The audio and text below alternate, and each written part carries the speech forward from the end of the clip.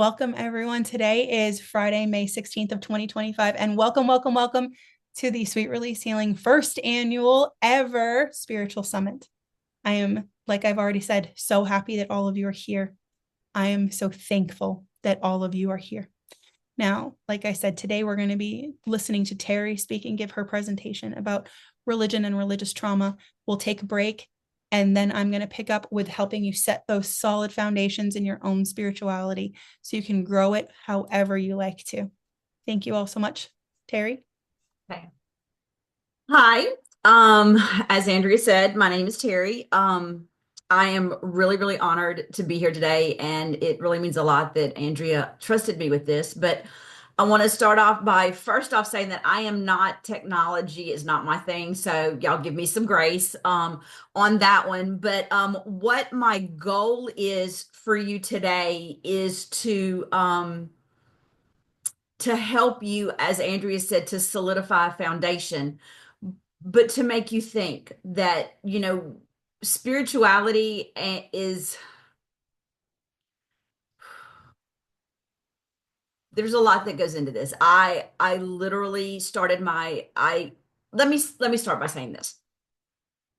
Um, I started questioning a lot about things that I read in the Bible, so much so that I went out and I got a degree in biblical theology and started questioning. Because of that questioning, I had some very harsh labels that were placed on me through the church.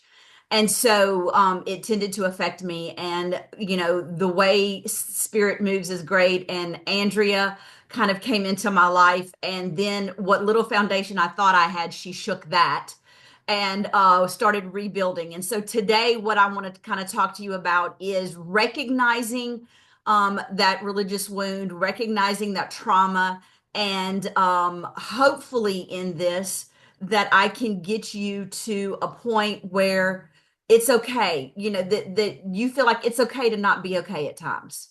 It really is okay to not be okay. So what I'm going to do is I'm just going to go ahead and see if I can click this little button and share. Did I share my screen? Are we good?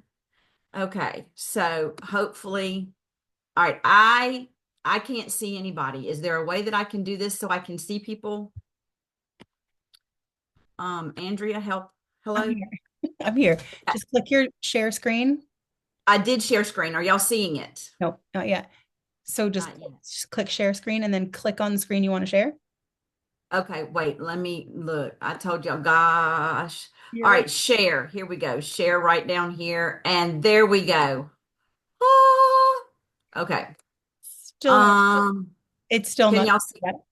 Still not there. Okay. So let's see. I love how real this is. There we go. Because Can technology, you see it nobody's now? Success. We have success. Okay. So we can see now, do I need to change this so that it's just, are y'all seeing all of my tiles on the side? Do I Yep. need to change that? Yep. Just Okay. click that little Just button click. at the top again, like I showed you before above design. Oh, yeah, to share the little. Okay. There you go. Right there. There we go.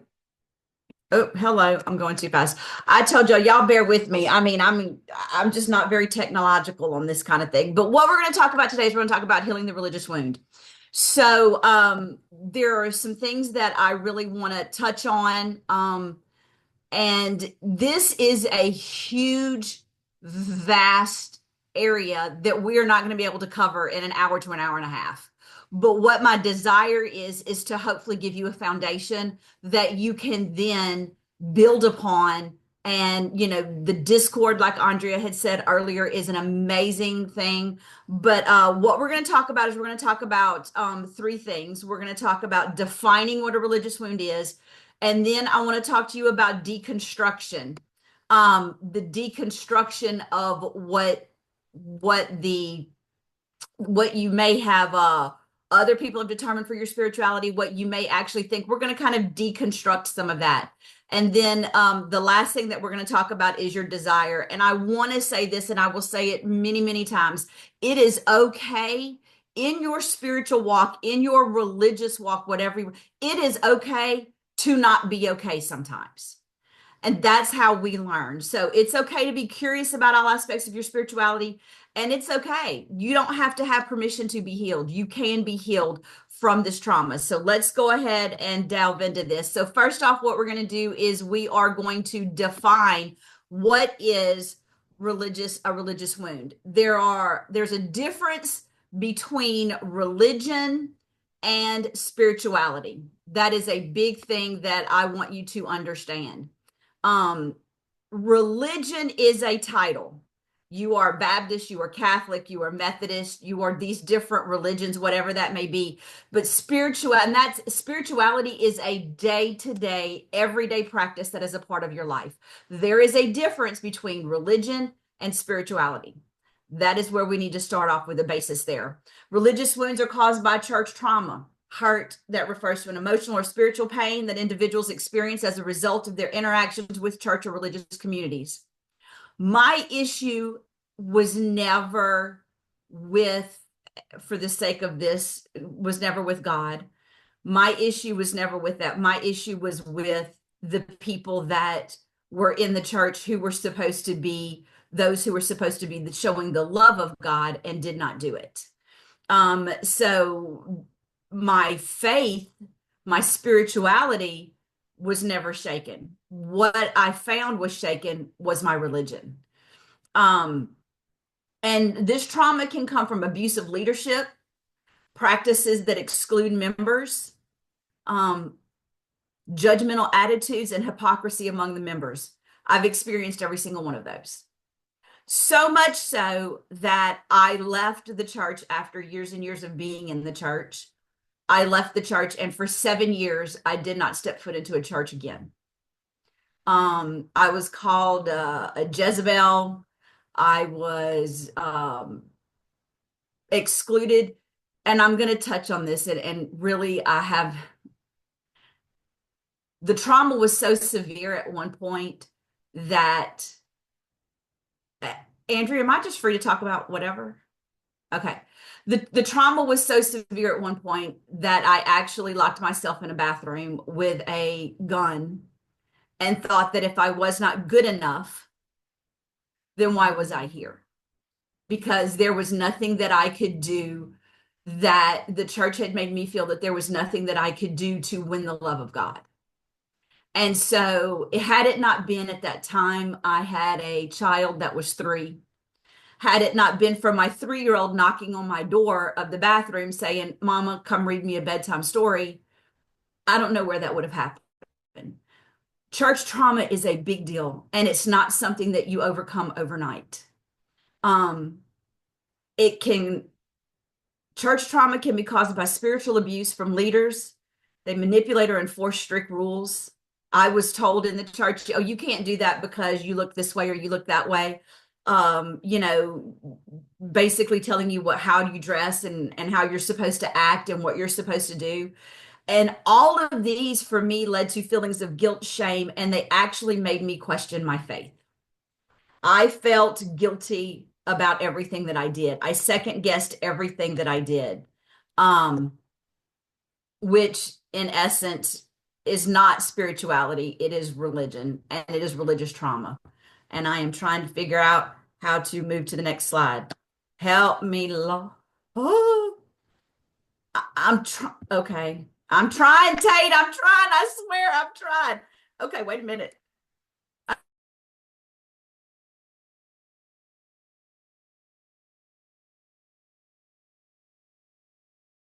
Unmute. Okay, so go back. I am trying to do these slides. Y'all got to help me out. Well, Andrea, God love it. You're doing great. You should be able to just either press the forward arrow or the space bar. No, I need to go backwards. Backspace. Oh, I found it. Well, thank the gods. There we go. I told y'all, look, this is not my thing. All right, here we go. I apologize. No, this is backwards. Y'all bear with me. Andrea, I love you, but this is your fault for putting somebody that has no technological aptitude on a PowerPoint. All right, so here we go. I apologize. So I'm here also for your entertainment, and the extra entertainment is free of charge. So you don't have to pay for that. All right. So the results of a religious wound. What is a religious wound? These are results. One of the things that made me do was, number one, it made me turn away from spirituality altogether. Not only did I turn away from religion, I turned away from all spirituality and I closed myself off. It hindered or blocked my ability to connect with not only spirit in general, not only God in general, but it hindered me from really connecting with that spirit that was inside of me, so much so that I doubted everything that I felt. I could not hear. I had feelings of shame and guilt over every action that I did. I second guessed myself, not because God, spirit, not because of that, but because of what the church has said, the pastors, the ministers, the priests, the whatever denomination you may be in, what they told me and what they made me see, I was like, it made me question. And I had feelings of anger and confusion over a lot of different things. And again, stressing, it's okay that when you start this walk into your spirituality, it's okay to not be okay. It's okay to question. Um, but I do want to stop here and say this: religion has nothing to do with spirituality. Now, you can agree to disagree, and that's perfectly okay. But I'm telling you right now, religion and spirituality are two very different things. Okay. You can be religious and you can be spiritual. But the two of them, they don't work. Now, I want to talk to you real quick. I want to talk to you about a couple things. Because in the church, they'll tell you that the Bible is the inspired word of God. If you've been in church any length of time, you've heard that. I challenge that to say this: the Bible is the inspired word of man about God. Okay. I am not 100% sure that everything in that Bible was inspired by God. I believe it was inspired men who wrote about God. And let me say this. Hebrews 4:15 will tell you that Jesus Christ, who was tempted in all things in every way, was tempted, yet he did not sin. Okay, I get that.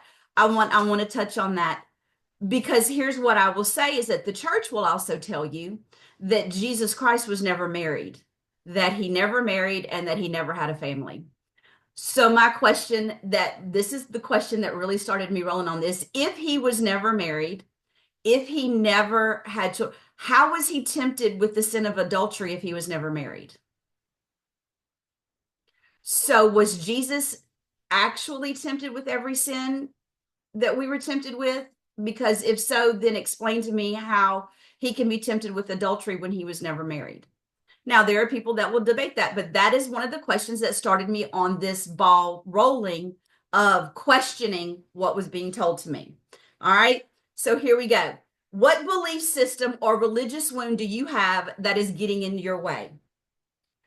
Think about your life in the church. What wound, what trauma did you have that is standing in your way from hearing the voice of God, from hearing? Now, here's the deal. We're going to say things like the voice of God. The voice of God is the voice of spirit. Okay. That is the spirit that speaks to you. The Holy Spirit that the church will tell you about, the Holy Spirit that lives in you, that is your internal spirit. That is your inner self. That is the Holy Spirit that dwells in you. We call them by different names, and the church will use different names, but they're the same thing. You can say spirit or you can say God. They're the same thing. The Holy Spirit leads and guides and directs you. Okay. Yes, it does. That's what your spirit guides do. Holy Spirit, spirit guide. They're the same thing. They're just different terms. Don't let the terms get in your way. But what belief system or religious wound do you have that is getting in your way? How is it, and this is crucial, how is it preventing you from developing your spiritual gifts? You dwell so much on that wound that you neglect those spiritual gifts. And that's what I did. I was so fixated on, can I do this? Can I say this? Can I act this way? Can I go here? Can I go there? that, is really funny if you've been in church any length of time, because I was told in church, you're not supposed to smoke, drink, or chew or hang around with those that do. That's what they would tell you. And so, which I'm not really sure why that is, because now I do all those things except for the chewing. I don't dip. That is not me. But, yes, do I smoke? Yes, I do. Guess what? The ground has not opened up, and, I have not dropped, off the face of the earth. Do I drink? I teach teenagers for a living. So do I drink? That's kind of just a rhetorical question, because I teach teenagers all day long. So do I drink? Yes, I do. On Thursdays, on the weekends, I teach teenagers. So yes, that doesn't make me any less of a spiritual person. It doesn't make me any less of somebody that strives to be at peace with all men. It doesn't. So again, what is it that is preventing you? Are these mindsets that you've been told preventing you from developing your spiritual gifts? So let's look at this one. We're going to talk about deconstructing what others have determined for your spirituality. A lot of times our faith is not built on our faith from a very young age. If you grew up in church, your parents took you to church, the pastor was there, the preacher, the minister, the priest, whatever, and they tell you this is what you're supposed to do. Well, there comes a point in our life where I sat not long ago that I started to deconstruct what others had determined was spirituality for me. But what that does is, number one, it shakes your faith. You begin to question and or doubt the teachings that you once held on to. It was very difficult. I will never forget the time that I was listening to Andrea on a podcast, and she made a comment about something, and I was like, well, there you go. Bible theology degree, $10,000, shaking my faith, priceless. I mean, it's like there's no price on that. So it will shake your faith. And again, it's okay to not be okay for a while during that deconstruction process. Question, think about it. There is an enlightenment that comes as you pick up that Bible and you begin to read that Bible. You will start reading it in a different way.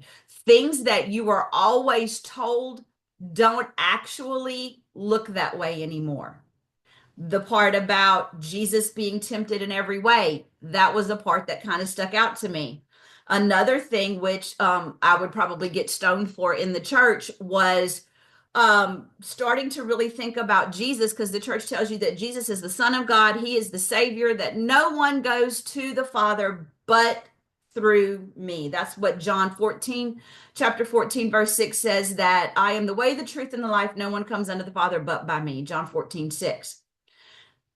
Does that mean that we have to accept Christ as our Savior, or does that mean that Jesus wants us to be an enlightened spiritual being like he was in order to get to God? That's your determination. Figure that out on your own. But the Bible is a translation over many years. The Bible is one of the most translated books in the world. And my question to you is, whose translation are you reading? It is the inspired word of man about God. Words have an etymology. Etymologies change over time. We'll get to that in a minute. Fear. Religion is fear-based. You can say what you want to, but it is fear-based. Spirituality is faith-based. Faith-based spirituality, religion is fear. Again, I want to say this. You don't have to agree with everything that I say. I'm telling you from my experience what has happened to me. Every action or lack of action will not send you to hell. Is hell even real? Not my place to say. But every action or lack thereof is not going to send you to hell, which is what the church says. If you don't do this, you're going to go to hell. Why do we have to have a religion that is based in fear to get people to do what we want them to do? Don't agree with that. Again, your perception. As of November 2024, the Bible has been translated into 756 languages. The original languages of Hebrew, Aramaic, Greek, they all have different meanings than those used in our modern translation. The word unicorn, I'm going to get to that one in a minute. Just think about a unicorn and visualize in your mind when I say unicorn, what do you see? Also remember that there is a time and a place. Many verses in the Bible have been taken out of context or have been misrepresented. The Bible is a book that was written, especially the Old Testament, was written to a certain group of people at a certain time in history, and they were for that specific purpose. We take those verses out of context and we want to use them to our advantage when they are totally taken out of context. And here, in order to understand Bible verses, you must know the time and place and the culture of the time and the meaning behind the practices. We're going to get into that when we talk about homosexuality. So here, let's talk about unicorn. Most of you, when I said unicorn, probably thought about this little figure of a cute little horse with a horn sticking out and rainbows shooting everywhere. This is what we think of when we think of unicorn. Numbers chapter 23, verse 22 of the King James says, God brought them out of Egypt, and he hath, as it were, the strength of a unicorn. Yes, the word unicorn is in the Bible multiple times in the Old Testament. The word unicorn has been translated to mean a wild ox in many passages. We think of unicorn as the mythological figure that we see here, when in actuality, when the Bible says unicorn, it's talking about a one-horned animal, much like a rhinoceros. So these are words. So when you're taking a word from the Bible, you have to understand that the translation and the etymology has changed over time. And the word that we use today is not the word that it was intentionally meant to be. Like unicorn. We say unicorn, uni meaning one, corn meaning horn, one-horned animal, much like a rhinoceros. But we get the cartoon character or the mythological figure that we see there. The other thing I want to talk about is what is most commonly fought in the church is homosexuality. Leviticus 18:22, thou shalt not lie with mankind as with womankind, for it is an abomination. Leviticus 18:22, again in the New American Standard Version. You cannot use these verses out of context to hurt people. This verse is specifically in Leviticus, was used to condemn homosexuality, but it was taken out of context. The book of Leviticus was written for Levitical priests. It was not written for mankind. It was written for Levitical priests who thought in their mind by having relations with priests that it would somehow push their elevation and have their prayers heard sooner. You cannot use this one verse and say, this is a damnation of homosexuality. You can't do that because that verse is being taken out of context. If you go by what we say, we no longer live in the Old Testament. If you are going to be a scholar, a theologist, a theologian, and you're going to say, okay, we no longer live by the Old Testament because when Christ came and Christ died, we now no longer live under law, we live under grace. Leviticus is a law. So if we are living under grace, then everything in Leviticus is not for us. We live under grace, under the grace of Christ. So you can't take an Old Testament scripture and pull it out and use it at your convenience because it suits your agenda. You can't do that. We live under grace, not under law. Leviticus is a law, not grace. Not only that, Leviticus was written for Levitical priests, for the Levites. It was not written for mankind. It was written for the Levites. But I do want to talk to you about this, which is something else I want to say as I'm talking about this. I don't know if you're aware, but also in the book of Corinthians, it says that, I think it's First Corinthians, homosexuals shall not inherit the kingdom of God. Do you know that the word homosexual was not in the Bible until 1946? Okay.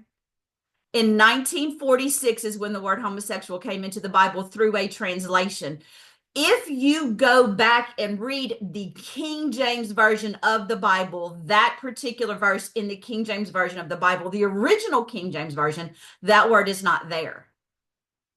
Because homosexuality is a modern word. If you read the Bible, Jesus never spoke on homosexuality in the Old Testament or the New Testament. However, he did talk about loving thy neighbor. He did talk about giving peace to all mankind. And here's the thing before I move on to the next one, here's what I want to share too. The only time that Jesus ever went into the church was to turn over the tables. He didn't spend his life in church. That's not where he was. He went into the church and he literally said, "You have made my father's house a den of thieves." And the only time that he was in church, other than to call them hypocrites and Pharisees and Sadducees, calling Pharisees and just hypocrites, only time he was in there was turn over tables. He didn't spend his life in the church. Where did he spend his life? Loving people. Loving people. That's what Christ did. So if the church wants to come at you and say, you should be doing this and you should be doing that, why don't you just leave me alone and let me love Christ and let me love people and back up off me?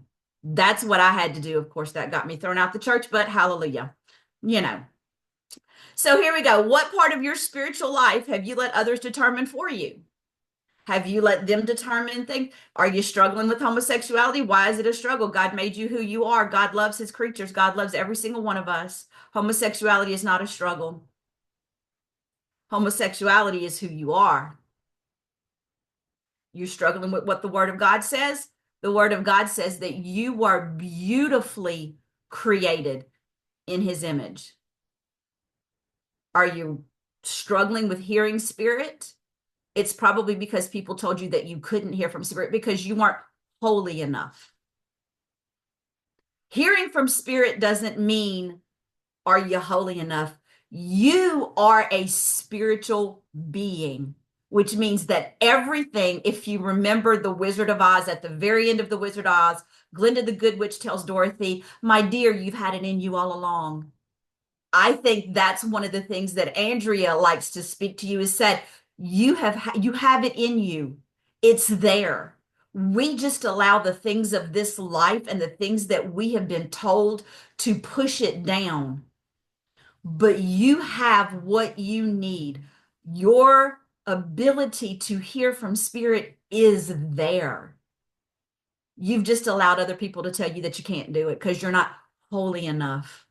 Spirituality has nothing to do with your holiness. Hearing from God, hearing from spirit has nothing to do with holiness. Have you ever walked into a room and, and this has happened to me, and I didn't know what it was, but I remember when I was involved in the church, walking into a room and like, oh, we're gonna pray, and so you hold hands with the person next to you, and immediately I had this vision that came over me for this person next to me. I didn't know what that was. Well, the church said, oh, well, you're getting a prophetic word from God. No, you're not. You're just flowing. You're flowing in your spirituality. You had a psychic moment there, or you had a what is the word I'm looking for? Anyway, you were able to pick up on them. You were sensitive, and I didn't realize that because the church gives all these names for it. But when you walk into a place and you read the room, that's spirituality. Now, you wherever you are, whether it be in church or outside of church or wherever, more times than not, church hurts us spiritually. All right, so let's talk again about our desire to be healed. It's okay to be curious about all aspects of spirituality. The church will tell you that whatever the pastor or the priest, whatever says is that is 100% it. Don't even question. That's a lie. If God did not want us to question, why would he have given us a mind? Why? That is the thing. Why? Ask why. Something will come on. That's what happened with me. When I tell you, I literally, in the matter of 5 years, I was kicked out of 7 churches because I asked why. Some people would go, oh my gosh, kind of proud of that number, but whatever. Healing the religious wound takes time. Okay. You are not going to heal a wound immediately. And the deeper the wound, the longer the time. Be patient with yourself. Be kind to yourself. You need to seek support from trusted friends when you're coming through this. Andrea mentioned the Discord earlier. Discord is fabulous. When I first started deconstructing all of this, I joined the Discord and met some fabulous people who really walked me through it and were very patient. They let me cry, they let me scream, they let me yell, and it was great. So seek that support from trusted friends. Remember, it's going to take time. The deeper the wound, the longer the time. A lot of self-reflection going on there. Okay. There was a lot of do I really believe this? What do I really, do I believe all of this or part of this? Do I believe none of this? A lot of self-reflection. Personal growth. You're going to have to grow. You plant a seed and you water that seed. That plant doesn't grow overnight. It takes time. The growth is going to take time. How to prevent religious trauma. Prioritize love, acceptance, and inclusivity for not only yourself, but for others. It's okay. We're on here. I'm saying a lot of things, and you don't have to agree with me, and I don't expect you to agree with me. I don't. You don't have to. But I respect your right to have a different viewpoint, you know. So prioritize love, acceptance, and inclusivity. Ask questions without fear or judgment or condemnation. We were scared. I know for me, I was scared to ask this question in the church because then I would have a label. Oh, she's causing trouble. You know, don't worry. She's being a Jezebel, which I never quite understood, but that went in chasing that rabbit. But I never quite understood why you were labeled a derogatory term simply because you were asking a question. And I got to a point where I didn't care. I wasn't afraid. I didn't, you want to judge me? Judge me. But I'm going to ask my questions because asking questions makes me a better person. It makes me love people more. Know that you are a spiritual being and that you can hear from spirit for your life. You don't need a priest. You don't need a pastor, a preacher, an evangelist, whoever to hear for you spiritually. You can hear for yourself. You can hear for yourself spiritually all on your own. You don't need anybody else. That little feeling you get, that little thought that comes in there, pay attention to those. Do you hear it on this side? Do you hear it on this side? Pay attention to where you're hearing these things. You are a spiritual being. You don't need anybody else to hear for spirit for you. Okay. Curiosity. Be curious about what you experience in your body and your soul. Here's what I know, that when spirit, you want to call it God, whatever makes you comfortable. But when spirit starts to rise up, you will feel it in different places in your body. You will also feel that fear and that uncomfortableness in parts of your body. Identify where those parts are and ask spirit to help you fix those. Listen to your higher self, that part of you that's inside in that core of who you are. Listen to that, because here's what I know, that you will protect yourself against things if you will listen.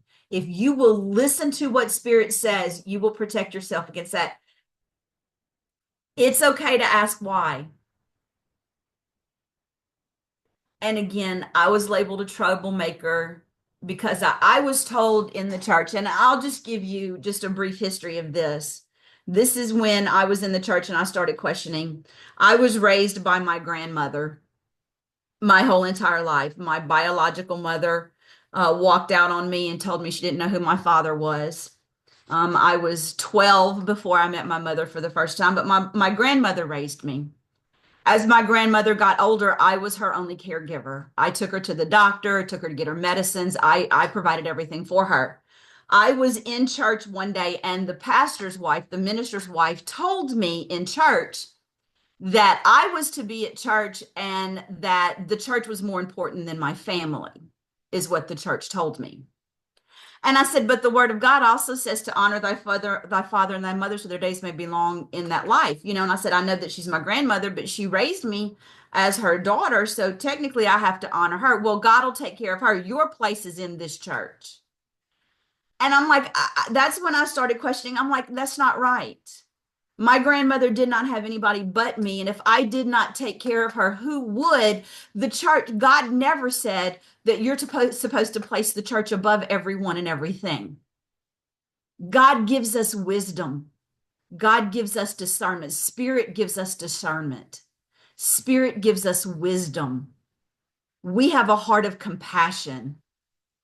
And so I started questioning that. And I'm like, I don't feel like that is right. So then I started reading those scriptures for myself and found out that some of the things that the church was saying was not actually accurate.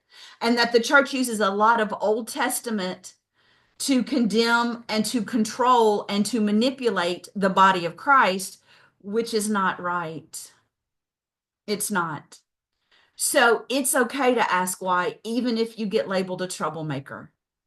I was asked to leave a church before because I would not submit to the authority of the church. And I'm like, and I even had this pastor one time tell me, well, I am the pastor of this church and I am your spiritual authority. And I said, buddy, let me tell you something. God is my spiritual authority and you are not him. That doesn't sit very well with a pastor of a church. So therefore, I was asked to leave and I gratefully did. And I skipped my little happy self right on out the door. So that's how that goes. So, desire to be healed. It's okay to be curious about all aspects of your spirituality, healing the religious wound. And I have on here personal garment story because I want to share this story with you. When I met Andrea and met her through Tate, she had built a relationship with Tate, and then I got started talking to her. I remember just crying because everything that I had ever learned, everything that I had been taught, I felt like was on quicksand. It was like everything was sinking. And I remember sitting in my room and doing what Andrea had said, shine your light, listen to your spirits, guides. And I was like, okay. So I remember sitting there quietly listening. And in this vision, I was presented a young girl that I knew represented me with a tattered, torn white nightgown on that was covered in blood. And it was, there were so many scars and wounds on her that the nightgown, if you remember, like you have, if you bleed and then it dries, but your clothes stick to it. And it was like this, she had this white nightgown on and it was sticking to her because she had so many wounds that they had been cut and bled and dried and the garment was sticking to her. And I had this vision and I knew immediately that she was me. And I said, what am I supposed to do with this? And I vividly remember my spirit guide saying, you are going to have to rip off the garment no matter how much it hurts if you want a new one. You have to rip off that old one. Is it going to hurt? Hell yeah, it's going to hurt. It is going to hurt. But you can't get healing if you don't rip off the old and put on the new. And so that was a turning point for me because I was like, okay. I mean, and I had didn't realize, and until Spirit showed me that, I didn't realize how deep those wounds were. I did not, and even to this day, did not realize how much trauma the church had caused me to the point that I doubted my faith. I doubted my spirituality. I doubted my purpose for being here.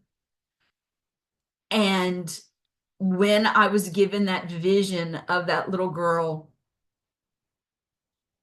and that garment that she was wearing, I realized that there were different stages of blood on there where she had been injured and it had bled and it had started to heal, but yet I had never removed myself from that situation to allow the healing to be complete. Sometimes you have to take yourself out of a situation in order to be healed. I left the church 7 years ago, and I'm not sorry I did, and you couldn't get me to go back. It's just one of those things. I don't have to be in a church to be spiritual. I don't have to be in a church to be loved by God. God loves me, and I'm glad he does because I am sometimes not that easy to love, but I am very glad that he does. But I don't need a church to tell me that. He can tell me that all on his own. He can tell me that in my spirit. He can tell me that if I listen to him.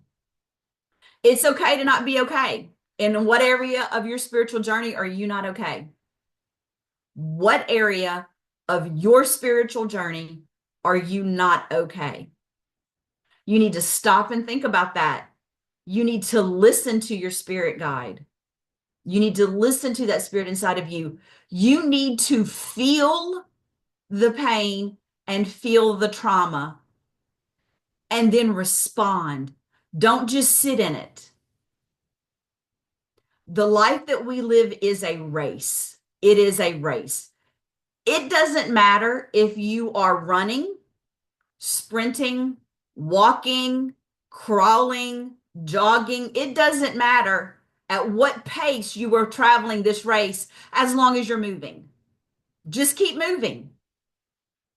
So you can stop and listen and feel, but when you get to that feel part, don't just sit in it. You have to respond. You have to keep moving in your journey. It may be across, sometimes you're going to have to crawl. Sometimes you can walk. Sometimes you can run. But as long as you keep moving, you are responding. You are responding to that. So remember that. And I think I'm done. Hallelujah. Woo, I made it through. God bless you all for listening to me. I swear. All right. So where do we go from here? Because I think that's all I had. I think we want to do we want to do questions, Andrea? You want to do questions? Yes, you're more than welcome to do about 15 to 20 minutes of questions if anybody has any. Let's stop your share so we can get everybody back on screen. Okay. See their beautiful Um, faces. babe, did I stop it? Not Did I yet. stop the sharing? There you go. Now you did. Am I did I do? Okay. You did. Y'all forgive me for that for this, but hello. All right. So do we want to do questions? Okay. Again, Andrea, I'm gonna divulge to you because I'm literally going to sit here and answer the questions, and I'm not going to mess with this technology, or else God only knows what we'll be watching. If anybody has So, questions, please virtually raise your hand. You can do so very easily on the Zoom app. Um, and we will start answering questions from there. Um, we can put them into the chat as well, and I can catch up from there. You do have your first question about explain the word purgatory for others, if you would. okay, purgatory is that is pretty much a Catholic thing. Most of the time in your non-denominational, your Baptist, things like that, they don't have a purgatory. Purgatory is pretty much for Catholic, and purgatory symbolizes a place between the time you die before you go to heaven, where if you have not done what you were supposed to do to make it to heaven, you will be in purgatory. Now, sometimes you can light candles, you can offer blessings. I'm not really sure about the Catholic because I haven't done a lot into knowing about the Catholic faith. Purgatory mainly is involved in Catholicism, but it's an in-between place between heaven and hell where you sit and you wait for judgment. So if that helps. You have a raised hand. Please go right ahead. I'm not even going to try your name, sir. I'm going I to love you. destroy it. And I really want to be more respectful than that. But you, please, I'll give you the permissions to unmute. It should give you the permissions. There we go. All right. Hey everyone. Hi, Yeah, the love. name is Athanasios or like Tano as you like. But like, hi. Thank you for organizing all the summit. Thank you everyone for being here. And thank you, Terry, for your presentation. It was wonderful listening to you. I have a question and I would love your Yes. thoughts on this. Mhm. Like a couple of minutes ago in the chat, I read like a message, I don't know who it was, that they don't have a religious trauma. But I want to ask, because like if we think about our global history and everything what happened. What do you think also, Andrea, possibly also you could dive in with your thoughts, like because I think that all of us have at some point, and it's some um capacity, like I don't know how to say it in English, have gotten inside of us, in our wounds and in our cells, a religious trauma because the whole world was kind of traumatized by the colonialism and the Christianity, everything involved in it. And in my journey, when I opened up deeply into myself, I passed through a lot of religious things. And I think those things, if you don't root yourself in love and just go through it and go, there are people hanging in psychosis then and go back to church. Like that, what like my question is, do you think everyone has certain kinds of religious traumas, or is the possibility that people really just like got saved from it? Um, I believe that even if you have not stepped foot in church, that you do suffer from some kind of religious trauma because religion is everywhere we go. Are Yeah, you okay. being judged? Are you being judged for something that you have said or you have done? If so, where does that judgment come from? So I think you hit on it when you said that the where we're living, religion played a big part. I mean, you see where we came from England to the United States. Why? For religious freedom. This entire country was founded on religious freedom. So to say I do not have religious trauma, that just simply means that you weren't in church. But if you have ever been judged by somebody, then you probably have suffered religious trauma and you just don't know it. Cool. Um, Thank you. what we're talking about here today, what my expertise, and I say expertise, but where I come from is years and years and years and years of being in church and having the church dictate and tell me things spiritually that were inaccurate, that were unpleasant, that were unloving, that were unkind because I was in church. I understand that not everybody is going to have religious trauma because not everybody went to church and not everybody had that experience. But you have to stop and think that we live in a very judgmental society. Okay. Where does that judgment come from? Right. Most of that judgment comes from those who claim to be Christian. So even if you yourself have not been in church and experienced trauma or wounded by a church, you've probably experienced the judgment from other people who themselves were in church and carried it out. It's almost like a sickness or a virus. You go to church and you get it, and then when you leave church, you're carrying it with you and you're infecting other people with it. So you can say, I've never had religious trauma because I never went to church. That's fine. But I bet you somewhere along the way, you were somebody that you deeply love was affected by that religious trauma because they were judged or condemned for it. Andrea, you can elaborate if you have anything you want to say on that. I would actually like to elaborate a little bit on that one. Um, I think the way that we view what religious trauma is and is not varies by person. Mhm. First of all, I think it's a deeply personal journey. But for Americans, let's think about it this way. The original Pledge of Allegiance, and I looked it up. I know what I'm talking about here because it popped in my head and I was like, oh. And when things pop into my head, like, and it has that spiritual tingle to it, I'm like, yeah, we're going with that one. Perfect. Mhm. The Pledge of Allegiance started in 1892. The first version is I pledge allegiance to the flag and the republic for which it stands, one nation, individual, with liberty and justice for all. It was revised again to add to the republic in 1892 between then and 1923. Then in 1923 to 1924, it was added the flag of the United States. In 1924 to 1954, it was added of America. It wasn't until 1954 that it was added under God. Mhm. That was during the Cold War. Mhm. That is, it can absolutely, the argument can be made that that is absolutely religious trauma being forced upon you. Think about what happens during the winter holidays. Where are the religious songs? We have plenty of songs about Santa. But Christmas, it's Christian. It's a Christian Mhm. holiday. It's been adapted and it's been changed and it's been widely accepted. But what if you're not Christian and you don't celebrate Christmas and you celebrate something different? I celebrate Yule. And when I lived in the Bible Belt, that went over like a lead balloon. That was Mhm. entertaining. When we first moved there, do you know how many children would ask my children what church did they go to? And my children were judged because we didn't go to church. I was raised Roman Catholic until I was about 9 or 10. And then my mom yanked me out, and my grandfather was like, F this, we're done. He's like, we're not doing it anymore. My grandfather has very low tolerance for stuff. And I was raised in a spiritual family. So, especially my grandmother's side. So, as it goes along, I understand what the church is like. I've been to church before, but I'm also seeing the wider sides of it too, where exactly this.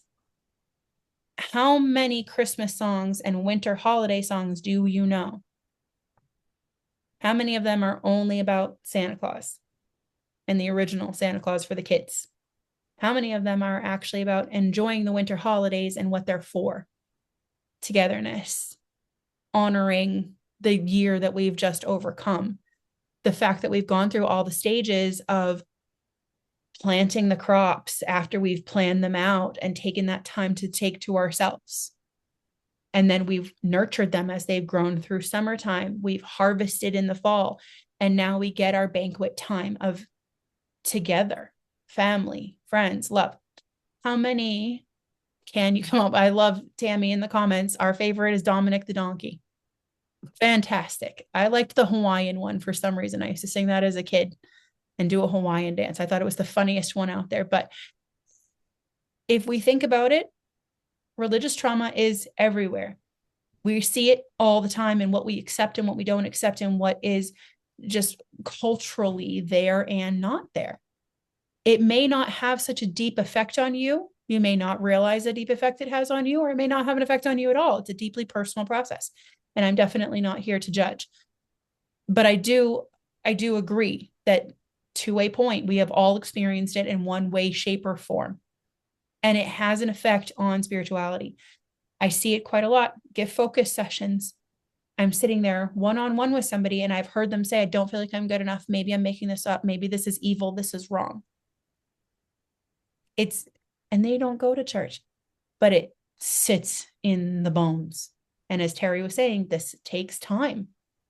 All good healing takes time, though. I hope that helps answer the question. It does. It does. Thank both of you. Thank Thank you. you. Thank you. Thank you. Thank you. Do we have any other questions for Terri? You're more than welcome to ask her anything you like. She's here as an open book, and I know I was deeply affected by hearing her story. I've heard it in bits and pieces, but whoo, I had to shut off my camera for a minute. Christine has a question for you, love. Okay. I don't know where Christine is, but what's the question? Right here. I have a question. Oh, there you go. Yeah. Hey, you are. There you are. Lovely. What's up? I have a question about how you feel about the Mary Magdalene craze that's going on right now. What the thought that Mary Magdalene actually was the secret wife of Christ and she actually gave birth to his child? And beyond, because through social media and the streaming and the whole AI and things like that, I'm getting like tingles everywhere about certain Well, aspects of that. here's my thought on that. Again, like I stated earlier, when I started in my relationship with Andrea, which, God love her. I have so much respect for her. She has opened my eyes spiritually and made it okay for me to doubt things, and made it okay for me to accept things were different. I run a school, and part of my school is I have a Bible class and I have a degree in biblical theology. And like I used to teach an entire curriculum on angelology. After I got involved with Andrea, I threw that away. I'm like, I don't even know if I even believe this anymore. What I was teaching about what they tell you, what I learned in school about angels. So I'm not so sure. And the church would stone me or set me on fire. I could really be a witch then, because they would probably set me on fire. But the church will tell you that Jesus Christ is the Son of God, and that he was a sinless man, and that he came and he gave his life and he died for your sins. He who knew no sin became sin for us, that we might see the righteousness of God.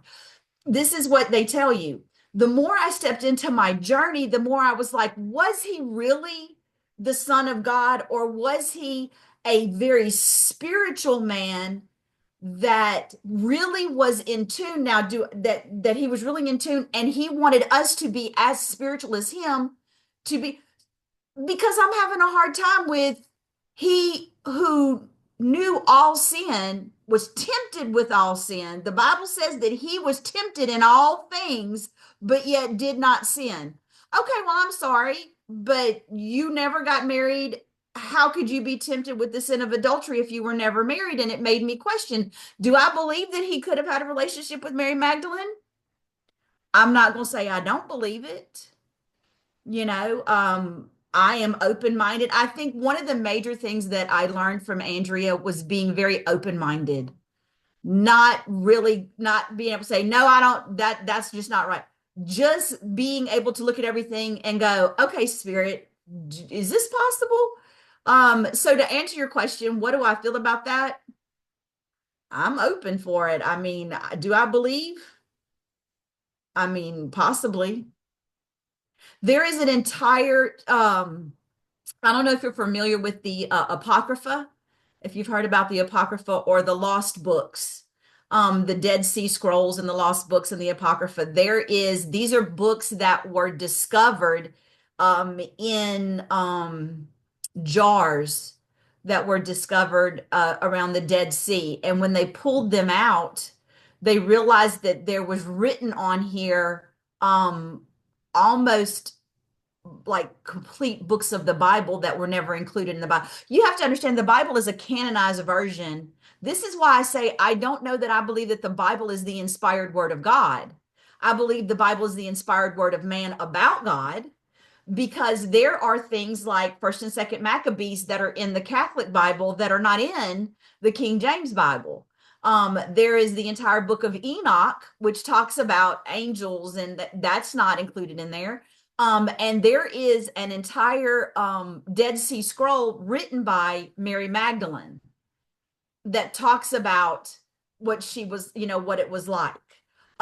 So do I believe that? This is why I'm saying people want to use the Bible as a weapon, and you can't do that, because I'm not so sure that I think it is historically it's an accurate book, because historically when you look at things, archaeology has presented in that historically accurate findings. The gardens of Babylon, you have the hanging gardens of Babylon that were absolutely beautiful. Those were created by Nebuchadnezzar, who was in the Bible, for his wife. So there is some historical accuracy to that. So I'm not going to say no, I don't believe it. I would like to see a little bit more proof of it. But hey, if Jesus and Mary Magdalene had a thing, then, good for him. Thank you, Terri. You have another question in the chat from James. Okay.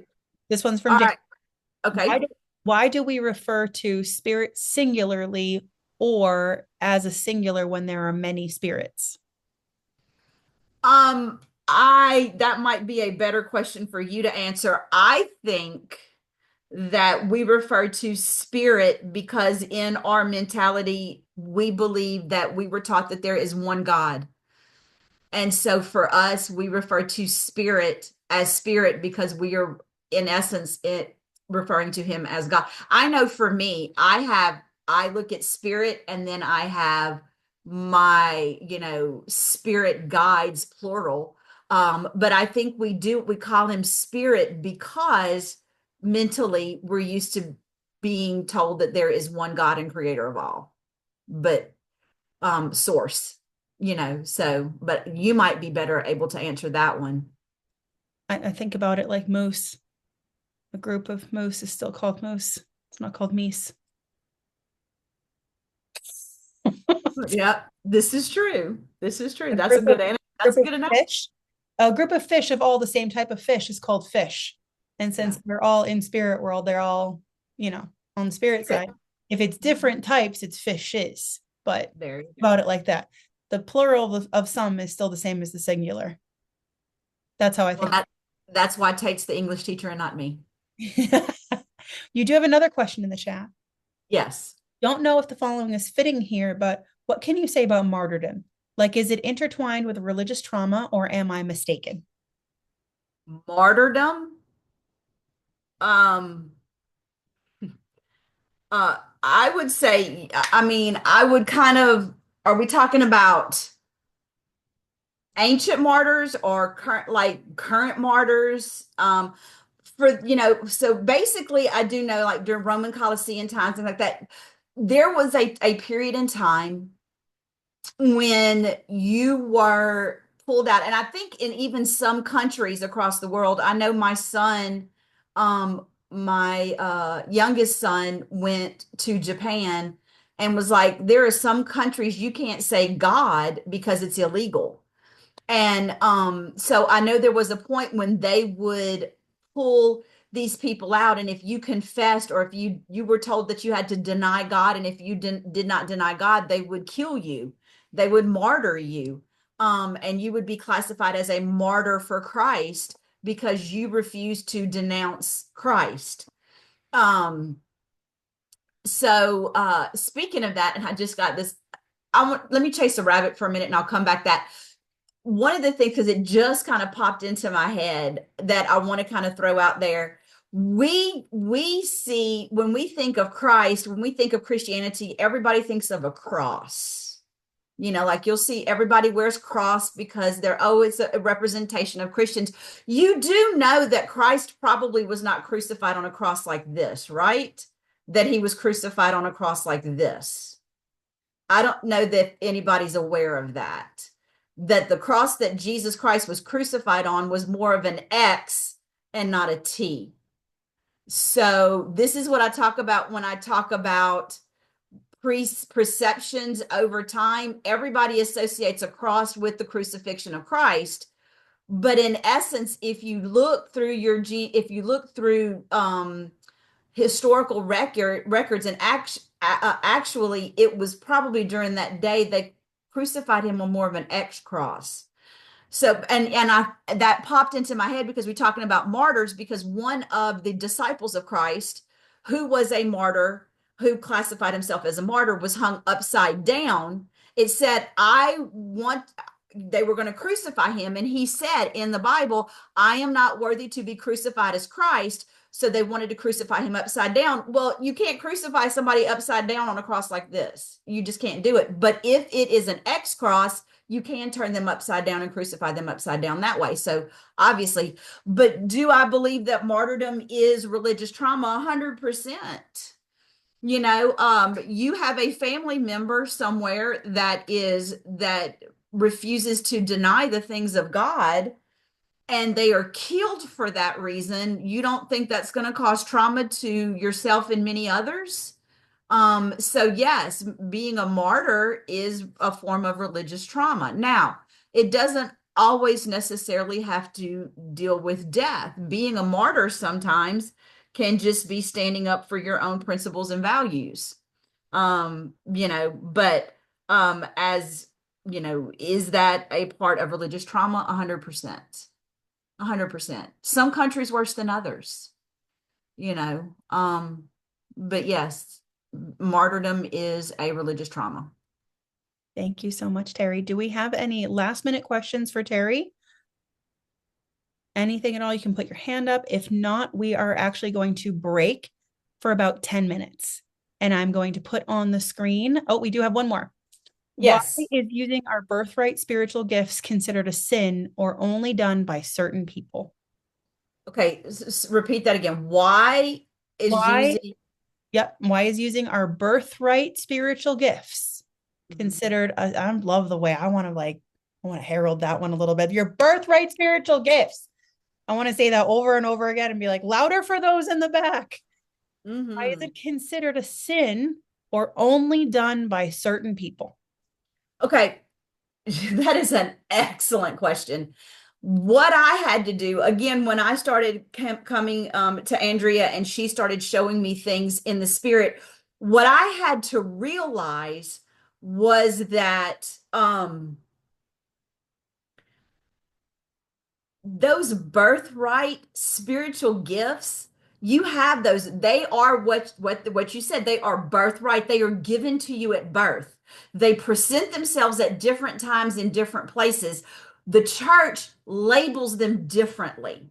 So let's talk about this. Let's talk about the Bible story of Joseph and the coat of many colors. If you don't know about that, this was a boy who was sold into slavery by his siblings because they were jealous. Long story short, he ends up in prison. The king at the time is having these dreams, and he wants somebody to come and interpret the dreams.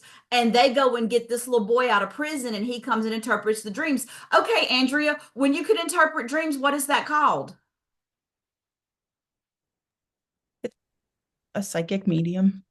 Okay, so You're here's my point. horrible. So we're seeing in the Bible that this young boy has the ability to interpret dreams, but it's okay in the Bible.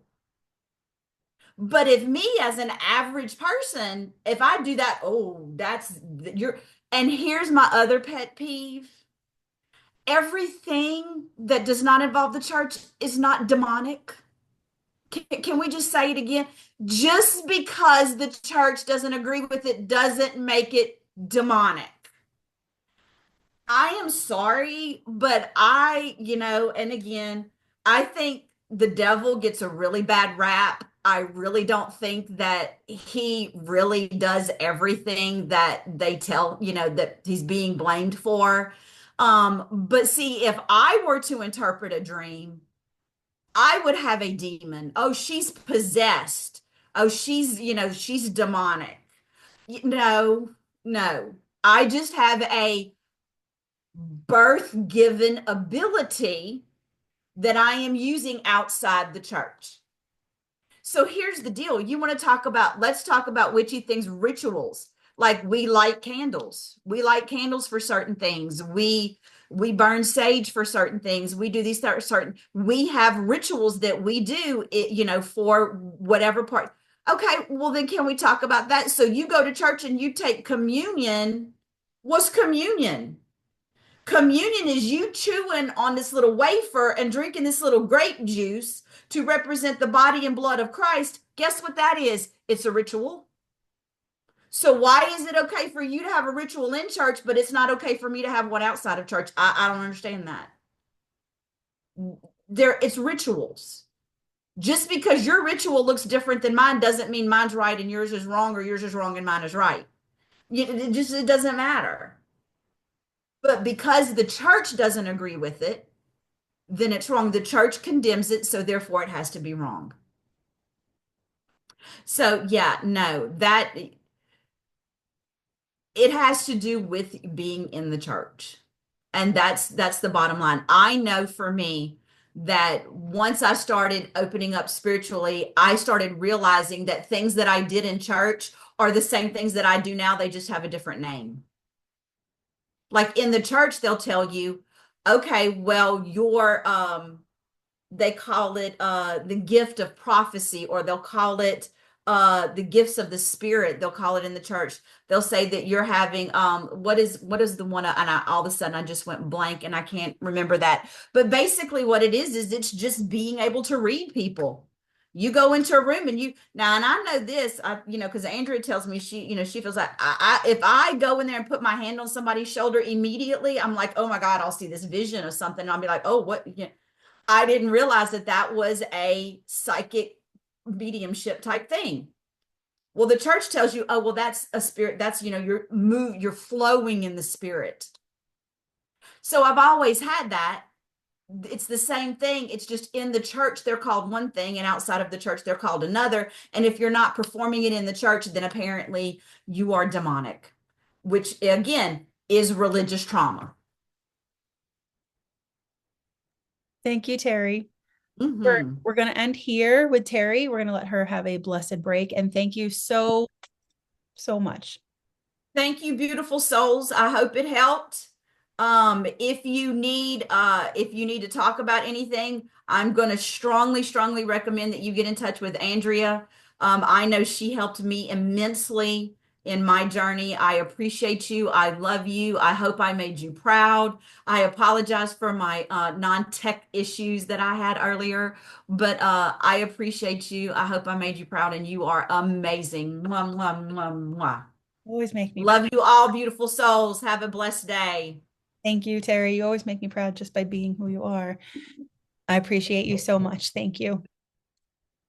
Everyone, I think now is I know I need one, is probably a good time for a break because I've been like leaking tears the whole time she's been talking, and I regret putting makeup on now. It was a bad choice, but it is what it is, right?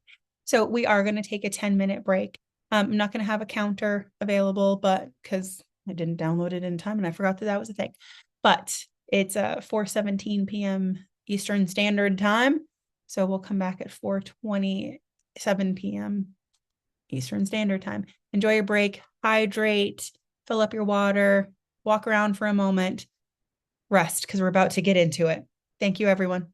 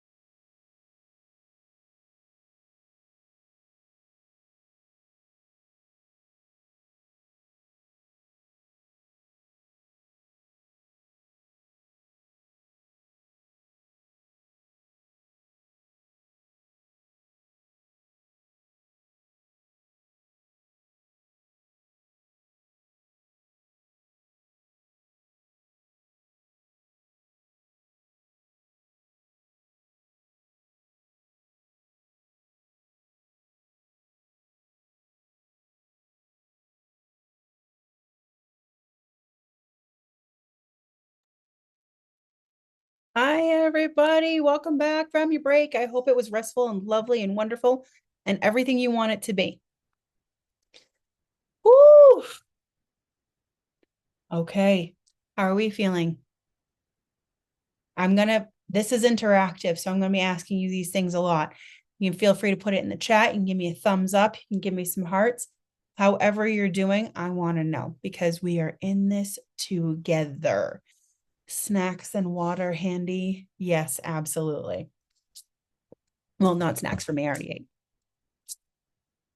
We are going to dive into building the solid foundation for you to use your gifts. That's what we're doing today. So we're looking at what is the most important thing to using your gifts. What do you guys think is the most important thing for your communications with spirit, regardless of how you do it? Empath, psychic, medium, I'm not really worried about it right now. We will go after it later. But what do you think is the most important thing? So I'm looking at the chat. We have trust, being still, being grounded, practice, knowing, being open, taming the ego, trust and authenticity, no fear. These are great. These are wonderful. Trust, honesty, patience. These are absolutely wonderful. They are all important. Absolutely, to being able to understand your gifts. Honesty. I like that one a lot. Belief. Yes, you have to believe it. If you don't believe it, you're going to keep locking yourself over and over and over and over again. And it's not fun. I promise by the end of this summit, I will be giving you tons of ways to be able to communicate with spirit more. But what it really comes down to is knowing you have some spiritual gifts and then using the best friend method. I am a firm believer. Use the best friend method. Now, how many of you here have heard of something so ludicrous as the best friend method? Just a quick show of hands. There's a couple. Oh, some of you are like, what the hell is that? I'm happy to teach you and I'm happy to remind you as we go along through. So, the best friend method is essentially, yeah, I love this. Melinda used it earlier. Perfect. It is essentially my way of communicating with spirit. Now, little about me. I was raised in a spiritual family. My grandmother is one of 13. They came here from Italy, her and her husband. And they built a beautiful farm that I actually lived down the street from when I was a kid. And my grandmother is one of 13 from those original happy dreamers who were farmers, just everyday people.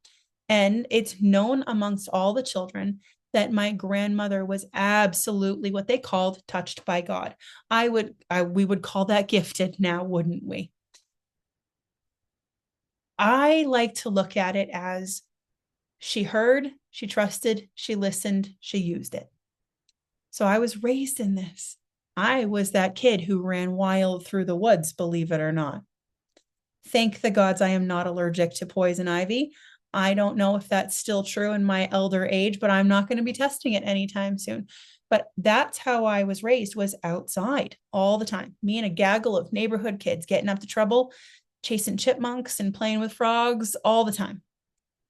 Now, in my family was always the phrase, feel it. Just feel it. See what it tells you. And that was one of the best things they could have ever done for me. Just to tell me to feel it. I remember when I was younger, my dad and my Uncle Joe and I were planting some grapevines. And these grapes, my great-grandfather brought over from Italy, from his family's vineyard. And these have been passed through the family for a long time. Grapes and apple trees run deep in the Southern New Englander lifestyle in Southern New Hampshire. As we went through them, we were cutting them and trimming them, and we were planting them to go around a new pergola that everybody had built for my grandmother. And I couldn't have been more than 13 years old. And I remember my Uncle Joe putting my hands on the soil, and he just, right around the stem sticking out of it, he put my hands on either side. He just pressed my hands a little into the ground. And he said to me, Andrea, what do you feel? And I was a little confused because I'm like, well, this could go in a lot of different directions, Uncle Joe. Are we talking about you or the weather or whether the animals like this? If the earth likes this, where are we going? And he said, are those going to be happy roots? What do you think? Happy roots or not? And I felt it. And I felt the rock. I said, well, there's a rock and it's going to have to go around it, but it's not too big and doesn't look like it's going to impede it too much. And he said, beautiful. I agree with you. Happy roots. And we did that with every single one of them. And every single one of them grew. Every single one of them became this long, tangled vine that reached across the top of the pergola and, to unfortunately my grandmother's dismay, feeds every single wild animal in a 10-mile radius, and not her. But we share with nature. When I grew up, as I was growing up, my grandmother would always know when there was a hawk in the area. I remember one time she and I were sitting together in her little room. This is her space. It has all of her Harlequin books and all of her VHS tapes that she still has to this day as she's approaching 90. And we would sit there and she would all of a sudden put her book down. And I could just see her internally thinking, and her eyes would flick outside. And she said, there's a hawk. I said, how do you know? How did you know that? And then I would hear her and I would feel like this little buzz coming off of her. And it went out to all the little animals.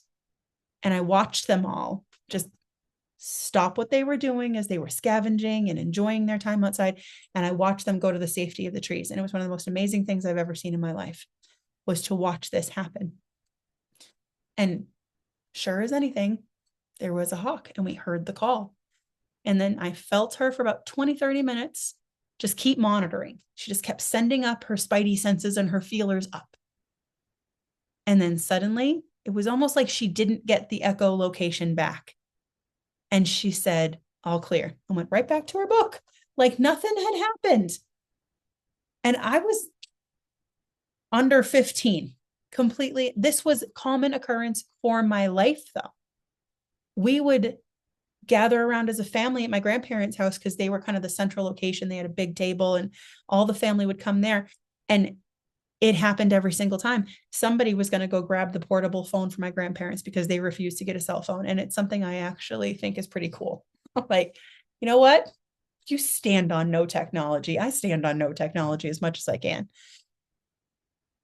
Someone in the family who was blood related was always going to go all of a sudden get a little ping and go, oh, and I'd watch them stand up, go get the portable phone, bring it over to where my grandparents were sitting at the table and place it right between them.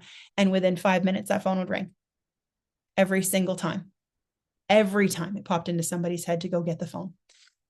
It would also be a common occurrence for someone to say, when was the last time we saw Rolly, Jeanette, whoever? And within 10 minutes, they would pull into the driveway. This happened every day in my family. My grandmother will tell you, again, just a little touched by God. She's like, we're all just a little touched. We're all a little touched by God.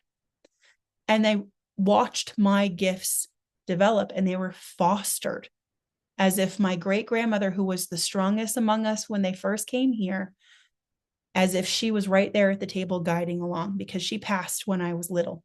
I was about 3 months old and she passed holding me. And her spirit and mine are almost indistinguishable. For anybody who's ever been my student and has had the pleasure of her coming up, you'll often feel her step up in moments like this and put her hand on my shoulder, which always gets me a little bit. It's a beautiful, wonderful thing to be connected in the first place. I know I'm as lucky as I am, and I'm so thankful for that, for the way I was raised. But what I have learned through the way I was raised was, yes, this is a part of you. This is something you can trust. This is your sixth sense. This is your understanding of energy. Just because it doesn't have a physical organ like your eyes and your ears, even your skin for touch have, does not make it any less real as all of your other senses. We make it so complicated And it does not need to be. So I'm going to be simplifying this for you the same way my family simplified it for me. We're going to start on that trust. And with that trust, I started talking to spirit more and more. More and more they came in, and more I was talking to them. I was walking to the bus stop, and I used to be drawn to these 4 trees, just a funky kind of pine tree, this big around, really, really tall, and sappy as all get out. They had like bumps where you could press them and the sap would start coming out. If I could grow those trees in my yard, if I could remember what the cultivar and everything was, they'd be all over my yard, because they were a huge part of my childhood, because those trees sang and they talked, and you could hear and feel the safety and the protection of them, how they were so connected to everything, how they loved. They thought it was so funny. These 4 trees thought it was so funny the way the squirrels would hop from one to another. They loved it that the rhubarb grew underneath them, and that all the kids would come and grab rhubarb with our little Dixie cups of sugar. And that's how we ran through the neighborhood with our childhood. That was our Red Bull. That was absolutely our Red Bull back then. And it was the best. Now rhubarb grows in my yard, 3 hours north of there. And it brings me back, because plants and the earth and water remember. But as I continued listening, just breathing it in every single day, seeing how it came up for me, I developed the best friend method. The best friend method states that we treat spirit, no matter if it's singular or plural, and how much of a plural it is. It doesn't matter if we know them or not, if we're scared or not, we treat them like a best friend. We treat them with honor and respect and sarcasm and jokes and fun, like we would with our best friends. We treat them just like we would a person who is standing in the room that we trust. Now, absolutely, spiritual communication can get a little hairy, right? Silence is not the most fun you've ever had. Who here enjoys silence? Just like a show of hands. You just really, really love it when you try to talk to spirit and they're dead silent, and it's great. Oh, you guys weren't listening. Don't worry, I don't expect everything I say to be solidified. It's a lot. When we are talking about the best friend method, we are fully aware that there is silence, that silence can happen. It's not fun. It's frustrating. It brings a lot of insecurity in. With the best friend method, we can understand that they're not silenced because they don't want to talk to us. Would your best friend be silent with you because they don't want to talk to you? No, it's because they got a bad connection on their cell phone, or they're doing something right now, and they'll get back to you as soon as they can. And that's where we really want to start building our foundation, with the best friend method. I know for a lot of us, visualization and the feeling of spirit in the room is not your bag, and that's okay. It's something you can grow toward or not. I will leave that up to you. But I do want you to think about your spiritual communication like you're on a cell phone call with your best friend. Maybe they're in a club with all of your other best friends and everybody's talking at once. I think we all can understand that when you get a download that's just too much conversation at once. They're all talking at the same time. Too much, right? So what would we do? We would tell them, hey, you go have a good time. I'll talk to you later. And you'd let them know why. I can hear everybody talking all at once, and you guys are so funny, but I don't know what anybody said. Get in the habit of talking to spirit the exact same way. If you're on the phone with your best friend and they're driving through the mountains of upstate New Hampshire, where we get the world's worst cell phone service, and then the best, and then the worst, and then the best, and then the worst, you're going to understand that their phone call is going to go in and out of service, and you're not going to get every single word. So we stop and we tell them, hey, I heard the spring tomorrow. That's all I got. There was a lot of space in there. Send that to them. You'd want to give it back to them. And you want to say, hey, say it again. Now we're going to change that a little bit from the best friend scenario to spirit best friend scenario. I want you to stop for a second, take a big deep breath, big fast full inhale, hold for a heartbeat or two, and then a super duper slow exhale. And I want you to say to spirit, what's my life purpose like? What's my life purpose? What am I here for? What am I doing?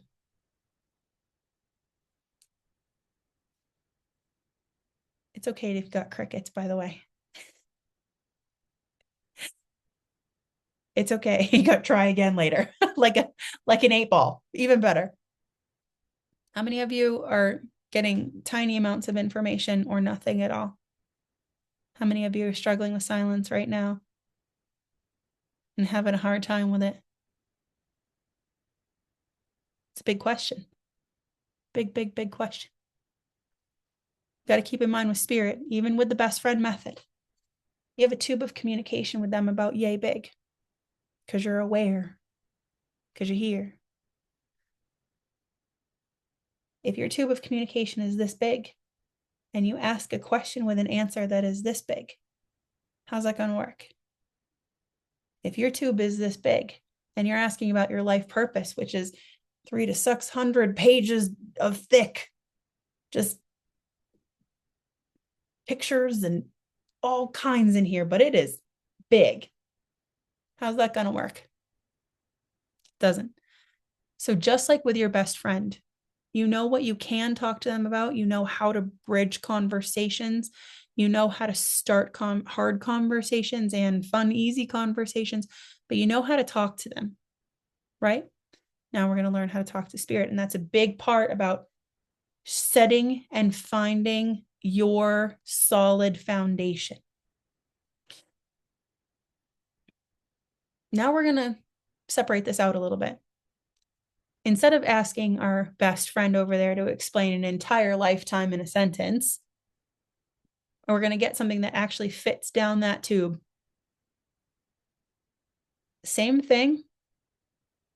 Ask them how you can live your life purpose today. Just what's an action or two that you can take today, right now, to live your life purpose. You're still in the life purpose question. You're still getting your question answered. But baby, we only live a day at a time. And we're going to do this in a way that is conducive for them to answer. That's going to be conducive for you to receive on that tube that acts just like your spiritual cell phone. I'm loving this, being here, being present. I love that. They were being funny and laughing. They're being here to learn and create community. Oh, doing what I am currently doing, learning, shutting the hell up and listening. These are great. I love that you're putting them in the chat. Keep them coming. Just breathe. Just breathe is such a beautiful one, isn't it? Just stay here. Just be here. Rest. Oh, we see people who are burning the midnight oil, huh? You found that secret wick on the candle of life. Are you burning both ends, but also the secret middle? Be open, keep faith, staying in the present. Oh, these are gorgeous. Absolutely gorgeous. Notice how much easier it was for you to understand that and receive that. Notice how much better that was for you. It was easier for your best friend to tell you, and it was easier for you to understand because it fit down the tube and you got it, the whole thing. Part of setting your solid foundation. What's actually important for you to know? Don't bite off more than you can chew. And keep in mind, it's probably hard for them to tell you at the same time as it is for you to receive.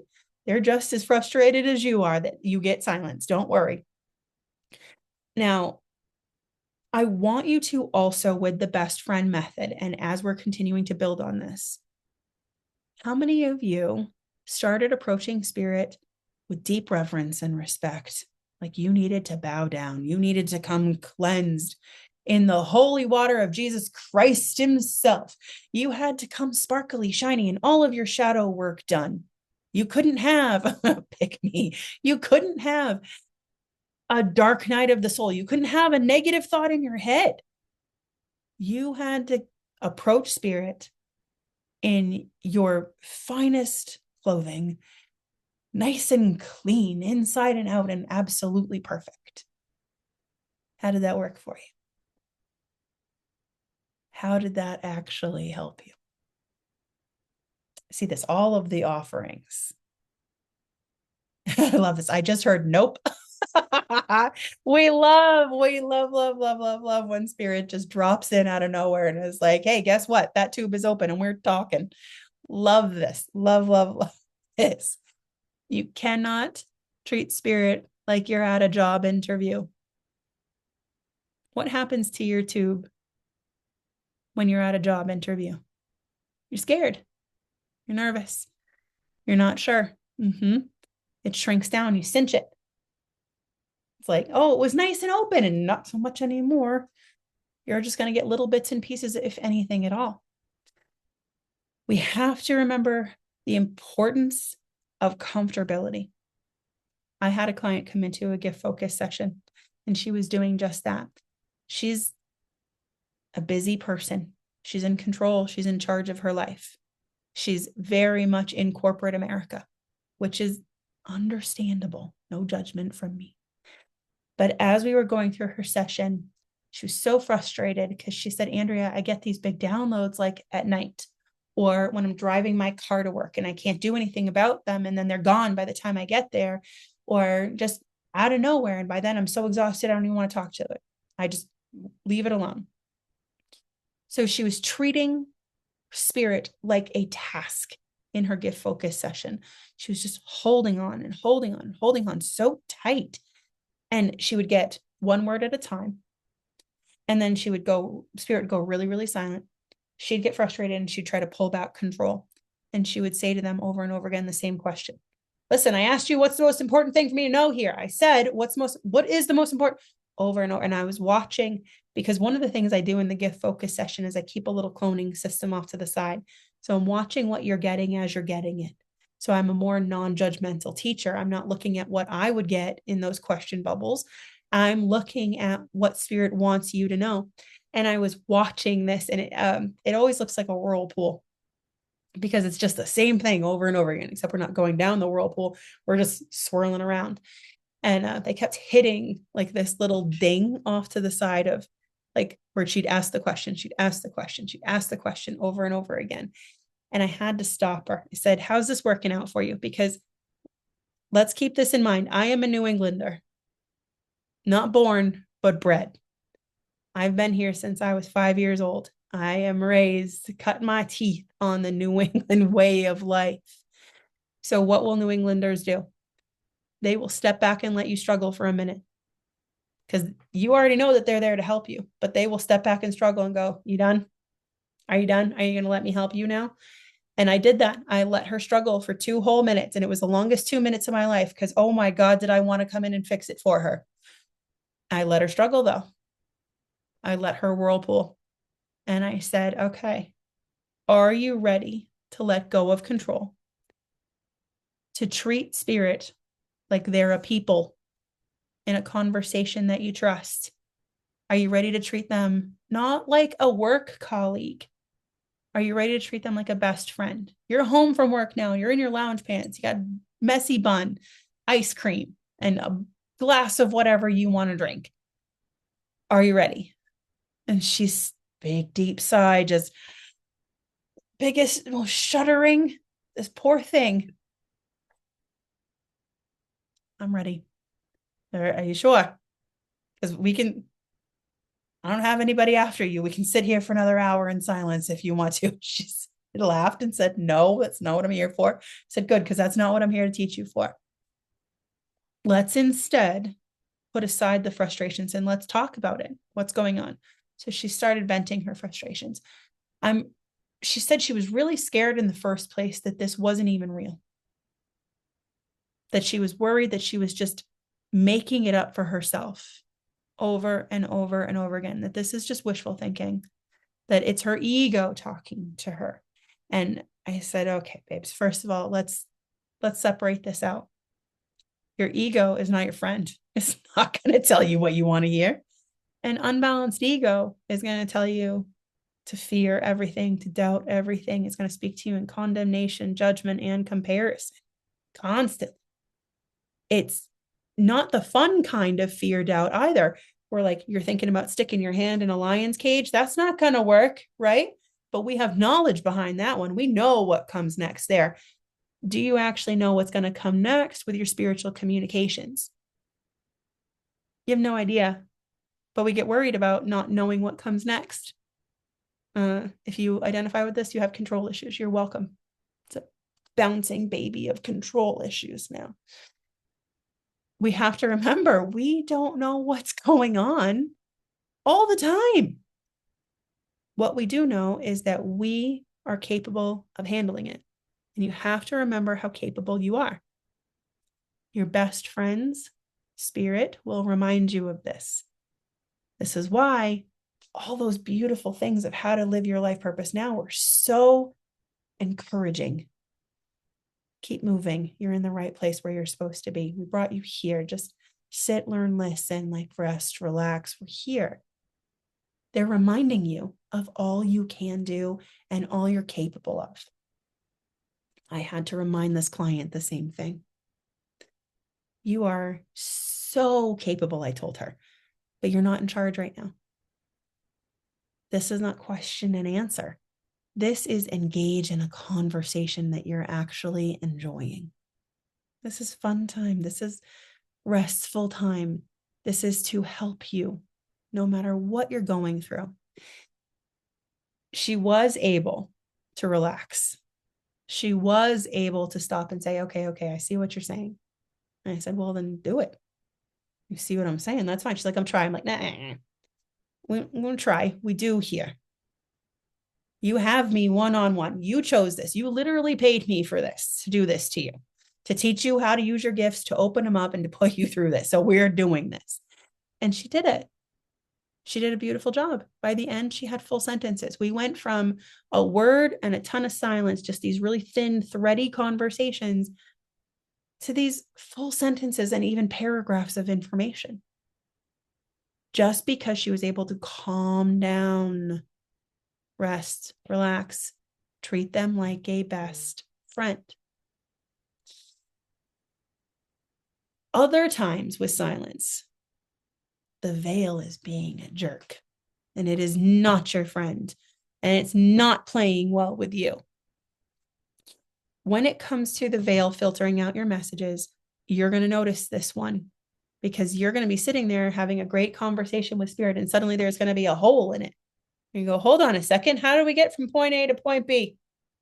We're having a nice flow, and then it's just like a chunk is gone out of it. It looks like Swiss cheese. This is normal as well. I've had clients go through this so many times, and they get so confused, and then they get really frustrated. And what happens to your tube when you get frustrated? Right. When you get confused, it doesn't always close, because confusion can often lead to curiosity, and curiosity will actually expand your tube even further than what your current capacity is, which we love. We love a growing tube. I had a client come in, and she was getting like those Swiss cheese moments, and she stopped and she said to me, maybe I'm just not meant to do this, because she wanted to go off and be a reader and healer of other people, which is an admirable trait. Absolutely. And I said, whoa. Hello, your ego. Fear, doubt, judgment, condemnation, comparison. Where did that come from? And I had to tell her, so you're going to sit here and tell me that you're not able to connect with spirit because you got a little bit of a miscommunication here, and you're not meant to do this because of that? We're going to go into whole self-worth issues. Do you question your worth of using your eyesight? Do you question your worth of using your hearing? When you're eating food, do you stop and say, oh, I can't taste the tomatoes. I'm not good enough yet. I have not done enough shadow work for those tomatoes. Love to taste them, but I can't. Sorry. I don't make the rules. This is what it is. No, you don't. The same goes for your spiritual gifts. And I'm happy to remind anyone that they already come fully packaged, ready to work with and for you. And it has nothing to do with your conception of your worth. Because to spirit, you are worthy, no matter what you have done in this life, no matter what you believe in yourself, because you're part of them. And because you're part of them and they love themselves as they love you, we're all capable. We're all supposed to use it. We're all here for it. Exactly. Those damn tomatoes. Exactly that. I love you guys in the chat. You're cracking me up. If you exist, you are essential. Beautiful. Absolutely beautiful. So when people say to me in the gift focus session, like she did, maybe I'm not meant to do this, that is like a shot of adrenaline for me. Oh, hell no. We are not doing that. I reminded her of all of this. You are always 100% all the time outfitted for doing this. She was able to pull it together as well.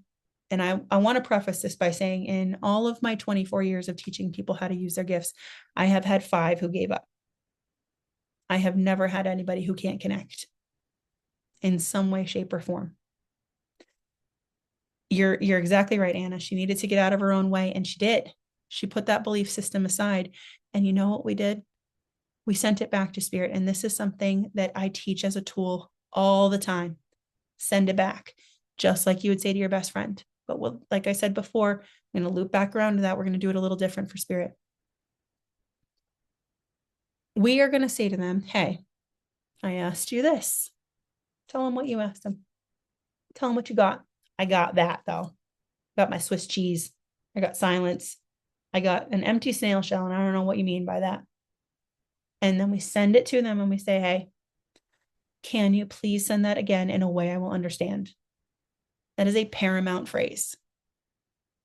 If I could market that and tell everybody all over the planet, hey, anytime you get silence, this is what I need you to do. If I could drop these little postcards in everybody's hands, I would. Because the best friend method with sending it back will save your conversations every single time. So we're going to play with it a little bit. Remember how before we asked spirit what your life purpose was, and a bunch of you got nothing, crickets, or just like one tiny little word. You know, your life purpose is way more than that. We're going to do it again. Say to spirit, whoever you talk to, we're not here. That's tomorrow. We're going to dictate who we talk to tomorrow. But for today, we're just groundwork. And I want you to tell them, okay, I asked you what my life purpose was. And I got this. Can you please send that again in a way I will understand, but it is just conducive for me to understand for today. Don't be surprised if when we did the exercise for how to live your life purpose for today, they build on that. Take a minute, have some fun, and tell me in the chat what they said. Let's keep sharing. Sharing is caring with each other.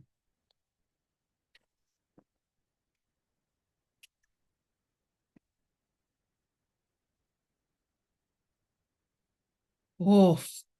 Learning, teaching, healing, learning, teaching. Duh. Freaking love that. I hear healer. I love this. That's how I read tarot. Beautiful. I love this for you guys. Look at this. Look at all these beautiful answers. There's more laughter. Oh, we love when they laugh at us. Thanks, guys. Super helpful. Help others and connection. Show them the way. Heal them. Heal yourself to heal others. Oh, so beautiful. So beautiful. We showed you yesterday and you did. We showed you yesterday. You didn't do the next step, so you don't get the next step. Ain't that the truth? You can't skip steps. The steps are very important. We started this conversation last night in class, and you and you didn't want to hear it because you already knew. My spirits, if I'm honest. Absolutely true. Absolutely true. Healer, teacher, witness. Ooh. Elevating energies through my own light. Oh, you guys are sending me. Oh my goodness. How beautiful is all of this? Sorry, I keep touching my nose. There's definitely a dog hair on it. It's driving me crazy. I can feel it when I breathe in and out of my nose, which is often. So maybe I'm getting a little ahead of myself here though, guys.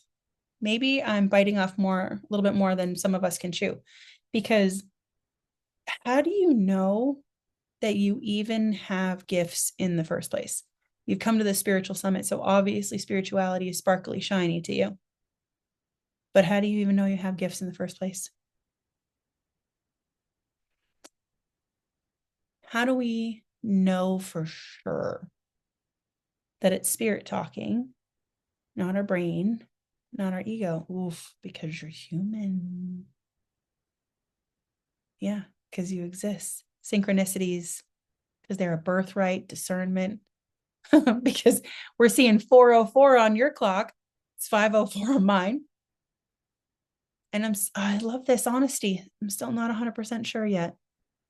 Oh, I love honesty. One of my favorites on the human realm. Honesty. Beautiful. Because there's the choice to not be. The feel when the information comes in and where it comes from. Oh, yeah. You see and hear spirit. See, that's beautiful. Beautiful, beautiful, beautiful. Like I have already said ad nauseum, your gifts are part of you. They are your sixth sense. We have to acknowledge that first and foremost. This is ours. Just like your arm is yours, your hair, your eye color, your personality traits. This is you. It is yours. And it will always be yours. It's never going to not be yours. No one can take this away from you. No one can do anything to your energy that you don't allow. No one is in charge of saying when you are ready and not ready to use your gifts but you. No one can tell you what to do with your gifts. This is a very personal process. Oh, my ADHD won't let me focus. Get distracted. I'll have to try this later, but I'm writing notes. You're good. Don't worry, because as a fellow ADHDer, I see you, I feel you, and I'm here for you. One of the things I love about ADHD actually is our connection to those multiple sources, where we are all over the place at once. But oh man, when we find something sparkly, shiny, we are an expert in 7 days. We got this. We got all of this. Little sidebar here. One thing I love about ADHDers and the neuro non-typicals and the neuro spicies and whatever you define yourself as, I don't care, is a lot of people will read a conversation with spirit. We call that reading. They'll have a conversation with spirit and they'll get this. They'll understand this right here. That's what they get. All the nooks and crannies here, the color differentiations, they got this. Those who are non-neurotypical or have learned not to be just neurotypical, they see this. Inside out, all the way around, they see all of it. And they get distracted because this part over here is really sparkly, where this part over here we already knew. And then this part over here, oh, that's new, but I got to get to it in a minute because I'm already focused over here at the sparkly, shiny piece. When you learn how to properly use your gifts, no matter how your brain functions or doesn't function, you're going to be able to use this and see all of it all at once. I will be showing you day 3. I will be here for this. So I don't want anybody to feel like they can't do this, because of course you can. You just need the right teacher to sit with you and say, no, no, no. Let's do it all at once then. Don't stop your brain. Where's it going? And I can tell you by the end of those ADHD or sessions, especially, they are tired. They stop and go, "Ooh, my brain is quiet and I am tired. Oh my God, you're welcome." As one to another, you're welcome. So I want to get back to this with your gifts being a part of you and how you know that you have them. Now, it's one thing to hear somebody say to you, yeah, these are part of me. I got it. Thank you very much. But they're not functioning for me. How do I know? What am I doing with this? How do I even step into the spiritual realm in the first place? And do I want to? Because I don't like patchouli and, bells on my feet. And I don't want to wear skirts all the time. I really like my jeans and my ripped t-shirts. Is that okay? Can I eat meat? What about flip-flops? Can I wear flip-flops? Can I drink? Can I take my meds? Of course you can. Of course you can. Can I swear? 100%. Spirit swears at me all the time. I hear it at least once a week. The fuck are you doing? I don't know. You're in charge of me. I'm your job. I don't know what I'm doing. You're guiding me. It's literally in the name. Guide. You're a spirit guide. If I'm off, maybe you need an adult and not me. The amount of times I have actually asked them, are you day drinking without me? is laughable. They like it. They have fun. And it takes your tube of communication and it makes it even bigger. And you get more conversation with them and then more guidance to actually know what the F you're doing. As we go along, I want you to keep these things in mind. Laughter and fun raises your consciousness level to be more of a match with spirit. And of course, that's going to be an easier conversation every single time. I want to start talking to you a little bit about how your gifts are already working for you in your everyday life that I bet you may or may not be aware of. How many of you walk into a room, and we love this example. You walk into a room and you know damn well, I'm not going to that corner of the room because that guy's over there and I don't want to talk to that guy. I don't know that guy, but I don't want anything to do with that guy. I feel like I need to cover my drink around that guy. That guy is bad news. I'm not going over there. And I'm not going over there either because she got a smile on her face, but she is crumbling she needs a therapist. She is not okay on the inside. How many of us have had those experiences of some kind? How many of you have walked into the grocery store and it just keeps popping into your head? We need bread, but it's not on the list. If it's not on the list, it's not happening. I was very thorough with my list. I checked the entire kitchen, all the cabinets. I checked my children's stomachs, for God's sakes. We don't need bread. And you ignore it. And you get home and either your dog ate the bread, in my case, or your kids ate the bread. There's no bread. The bread's gone bad. It's moldy. Can't use this bread. Now you're going to go back to the store for bread. Or maybe we don't need bread this week. Maybe we can just get by without it because I already hate the grocery store because every time I'm in there, I feel everybody's everything and I just leave grumpy. How many of you can relate to that?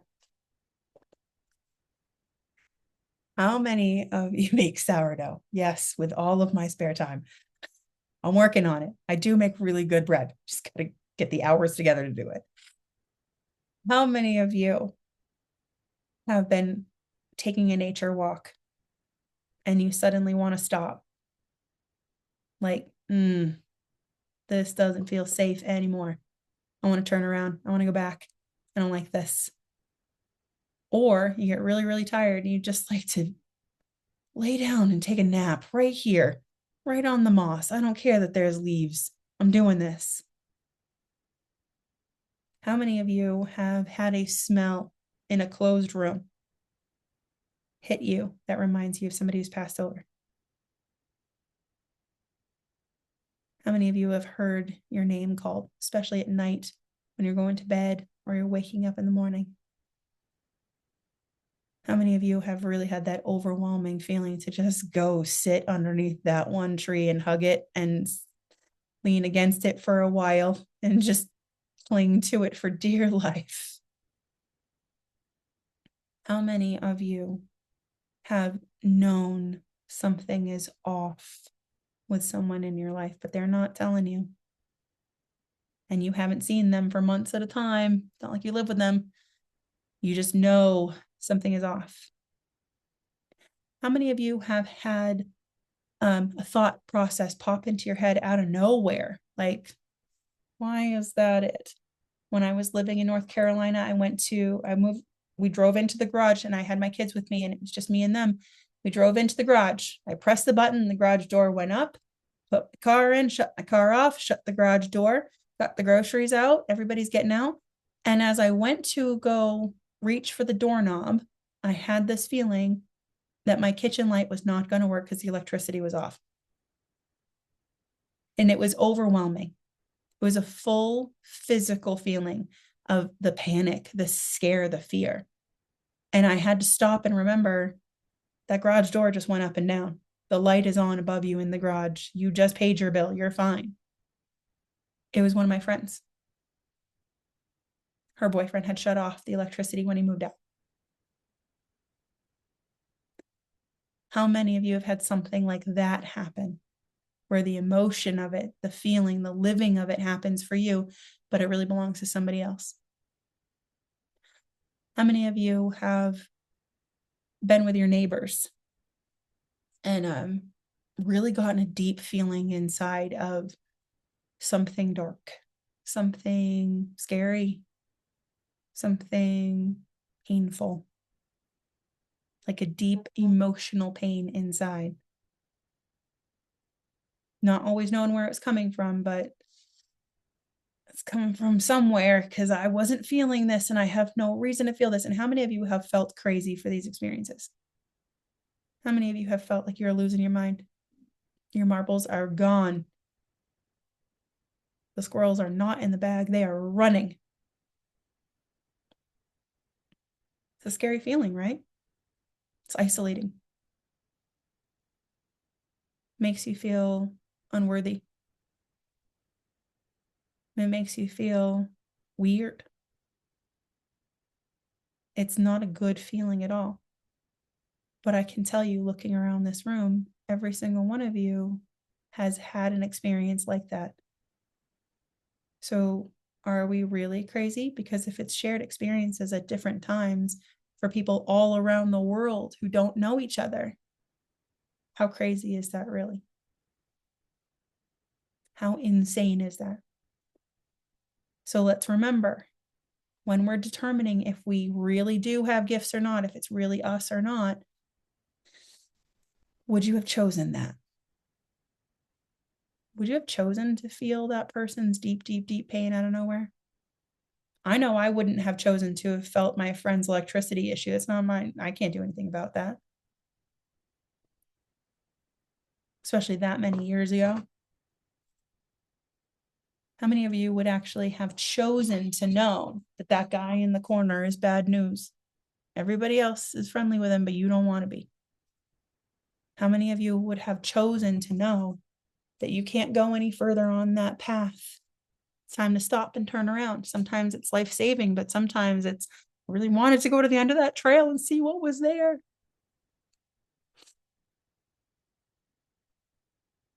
You're not crazy. You're not making it up. It's not your imagination. This is a very real part of us that most of the population, no matter where you live, is known. How many of you heard people say, I go off gut feelings? I just trust my gut. Trust your intuition. Trust your instincts. It's literally taught by our higher ups in the military. To our higher ups in our military, it is taught to be more intuitive and follow that, to trust it, because it is life-saving every single time.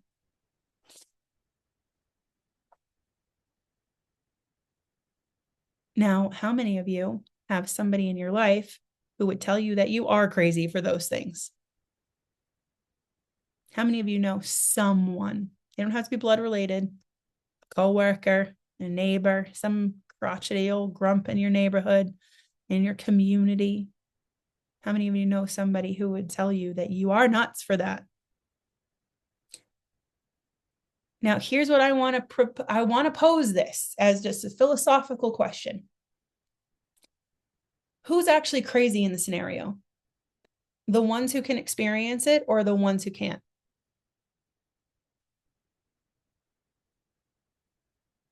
The ones who can't. The ones who can't.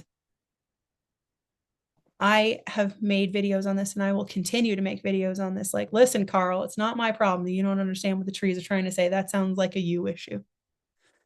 That sounds like you're struggling, not me. We call those brick people, by the way. No matter how much you shine light on the outside of that brick, nothing's happening. It's not getting in. You might get in a little bit. It's just not in their lot to learn this life, or maybe it is. you don't have to volunteer yourself as the teacher unless you have a lot of patience and a lot of compassion to spare. Then by all means, go right ahead.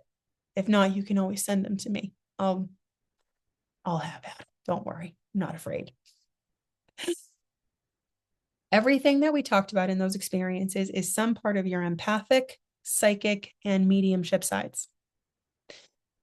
With your empathic side, this is your connection to everything in the third dimension. This is your feeling of what something else, sentient and non-sentient, is experienced, or is going through. So what does that look like for us? That's knowing people without knowing the people. That's places, objects, animals, situations, ideas, all your nouns. It's all of that. Excuse me. It's knowing that Brenda's having a hard day, whereas Javier is having the time of his life. It's knowing that that dog over there, definitely go pet it. Go slow. It's fine, but this dog needs help. Versus that cat over there is going to claw the shit out of you. I don't care if it's purring. That cat is not your friend. It's knowing that something negative happened in this land right where you're standing. And you don't know what it is. You're not a historical place, but something bad happened here. And that land needs healing. It needs light. Katie, why not friend if friend shaped? Exactly that. Don't be friend shaped if you're not going to be my friend. I always actually joke around all the time that my last words will be pss, pss, pss, pss. It's going to happen. 100%. I live in the woods with bears and porcupines and all kinds of beings and creatures and foxes and stuff. I'm for sure that's going to be my last words. I'm going to go out doing what I love. When we look at these energies that we pick up, even if we go to like a secondhand store, how many times have you gone to a secondhand store and you just want to touch it? I just want to touch this one thing. Or on the other side of that, nope, get me out of here. I don't want anything to do with any of this. I'm out. Chaos barf. See, I like chaos. I'm here for it. I got all the chaos. I like secondhand stores. I remember once I went into a secondhand store with my mother, maybe like 8 years ago, and it was this big, huge warehouse. And inside, when you first walked in, they had this bedroom set, like perfectly set up, like beautiful bedroom set. And I went over and I thought it was phenomenal, like out of date, but I was like, oh, this is cool. Do I need a bedroom set? No. Was I going to buy it? No. Did I want to touch it? Yes. All of it. I wanted to touch all of it. And I did. I walked over and I put my hand on part of the footboard, and it instantly came up for me. An old couple had passed. He passed a little bit before she did, but not long. And this was their bedroom set. Their son was selling it because he had no use for it and he didn't know what to do with it. And he actually needed the money. It all right away. I even said to my mom, did you feel this? Did you feel this? She's like, I'm not touching. I'm not crying today. I'm not doing that. And she calls me Andy. She's like, Andy, what are you even thinking? It's true. She's very, very, very empathic. She cries at your pain more than you will cry at your pain. She's also a Pisces, so we'll give her that. Love, love, love my mom. She has all the feels. I'm a Libra. I'm like, they're fine. The feelings are fine over there.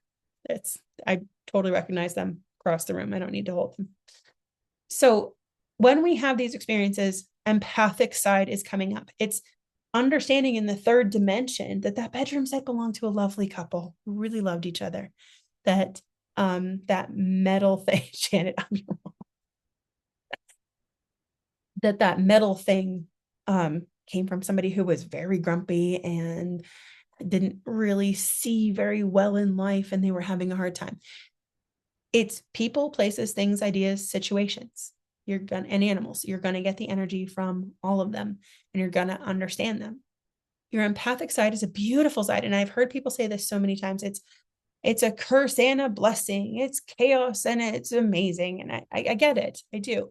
It comes down to your perception and how you want to view it. Can it be painful? Absolutely. 100% it can be. But man, how beautiful is it that you shared that pain with someone else, whether they're past, present, or future. How beautiful is that? You got to share in a human experience. That's amazing. That is amazing, because look at the opposite of that. Never having shared in it. The cutoff. The never being part of it. I understand that it can be overwhelming. I absolutely agree with you. It can be overwhelming, but we have plenty of ways to protect ourselves. So let's practice one of those now, shall we? I want you to just talk to your spirit guides. Just for a second, big deep breath.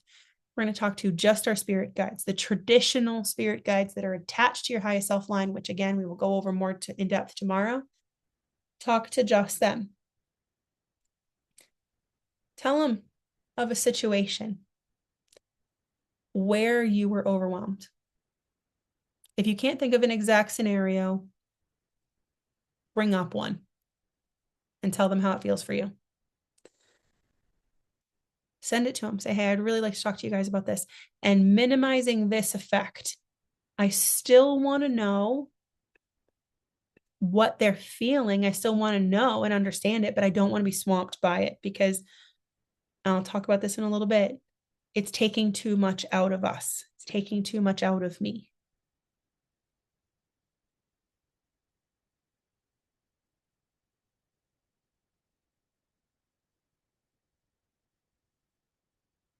And then we're going to ask that beautiful question. Can we do that? Please. Sugar on top. Please, please, please. And see what they say. Can we change the way that you connect to other people so that you still have the connection? Because you don't want to lose it. You'll turn into a brick person or a narcissist, and it's not cute. Not a good look on anybody. It's 2025. We don't do that. Can they reduce the effect?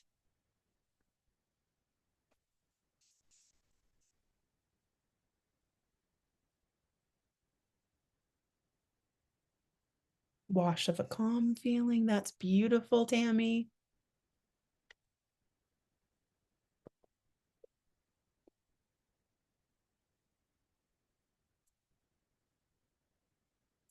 Smiles. We love that.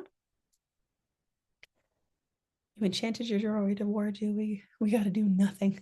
It's going to be okay. I love that. It's going to be okay. It's so lovely. Silver chest plate. Oof.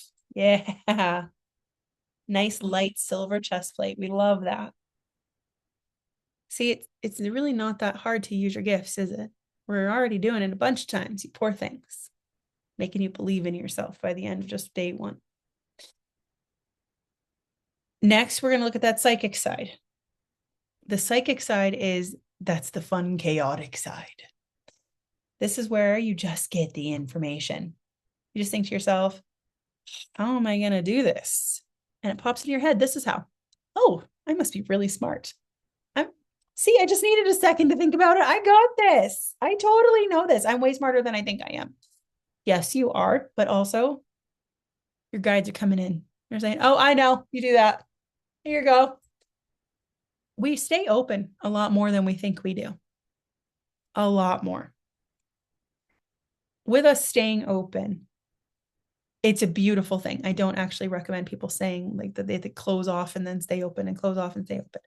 I recommend titrating your openness so you don't get swamped by the world and you can still live and function, but stay open so you can have all that knowledge, because the psychic side is also the one that helps you know that you need to switch lanes in traffic because this one's about to be backed up or somebody's about to sideswipe you. Move over, merge left. It's also when you have that long laundry list of things to do and you think, I don't know, how am I ever going to get all this accomplished? And suddenly the list gets rearranged and it makes a whole lot more sense. Or it pops into your head, you know what? I think I'm going to go for a hike today. I don't know why. It's just pulling me. I need to go for a hike today. And suddenly you're grounded. You're feeling better and you're more open and you've avoided arguments at home. And it's lovely. It's all that big information or small that pops in out of nowhere. We love the psychic side. We love their unsolicited opinions because it's life affirming and it's life changing, and it is helpful in a multitude of different ways. So with our psychic side, we must remember when you're intentionally using it now, psychics don't care who they're talking to. This is why in readings, I am far more psychic, by the way. Psychics pull from Akashic records, different planets and planes of existence. They pull past, present, future. They pull across dimensionalities. They don't care where they're pulling from, though. They just get the information and they use it, or they give it, or whatever they do with it. Sometimes they may store it inside and hoard it, which is not always the most helpful thing to do. Usually want to use it. But as we use our psychic side, we must remember these things. It doesn't matter where the information comes from, because all of spirit's our best friend, remember? It doesn't matter where the information comes from as long as we get the information. This is another reason why I am far more psychic. When I'm in a session with someone, I want all that information. I want your past lives. I want to know what's happening here. I want to know about the entire situation from as many beings' perspectives as possible. I want the light and the dark, because the light is beautiful, absolutely, and it gives you a lot of the knowns that you have inside of yourself, but the dark will give you the unknowns and the things to look out for and the externals on this one too. So I will be psychic all day long. It's what makes me such a great reader, though. It's because, one, ADHD, I'm going to pull from a multitude of places at once, and I'm going to get so much information. And then when I give it to my client, they have a path forward. They know what to do with this now. You're right, Anna. You can't have one without the other. You wouldn't have any magnetism or growth or anything. It'd just be boring. So boring. And nothing would get done. Now, when we go over to our mediumship side, which our lovely Charity Tate will be talking more about tomorrow, mediumship is the intentional conversation with specific beings. You may not know them fully, but you know who you're talking to. You're talking to this deity. You're talking to that angel, to that demon, to that grandmother, to that uncle, to this group, that group. You are specifically planning out who you're speaking to before you start the conversation. I am a huge advocate for using all sides of your gifts in tandem all the time. So what does that look like? I'm a professional reader and healer, absolutely. So I will sit in a session with somebody across Zoom. I open up my empathic side so I understand what's going on with them. As in, how important is this really to them? How does it affect them deeply? What are the emotions and the mentalities attached to it? Is there something going on with their physical body? What's their spiritual connection like? I'm asking all of that at once. This is where ADHD is a boon, baby. Ask it all at once, get all that flood of information. And because our brains move faster, we've already categorized all of it. We know what's going on, getting a better picture of the person in front of you. And then we ask the questions that they have. I say, okay, what is it about their job? And I'm asking spirit as a whole. Well, let's say spirit as a whole starts chattering, and then this one being steps forward. Oh, cool. We're going to talk to you. This is often why in a session I look over here, I'm looking over there, because certain beings start coming out and they want to talk. I'm like, okay, let's talk to you. So I've gone from empathic to psychic to mediumship, back to psychic, back to mediumship, back to psychic, back to mediumship, etc. It's fun, but it's a full use of your gifts. It doesn't have to just look like that in a professional read. Let's say you go to work. You work with other people in some way, shape, or form. Okay, use your empathic side. What's going on with them? Understand what they're feeling. Just understand it. That's it. We're not going to take it in on ourselves. We're just understanding it. Okay, spirit, what do we do about this? Okay, this is how you can handle that person. This is how you can pull yourself together. And then your guides come in and they're like, we just need you to sit here and shine your light.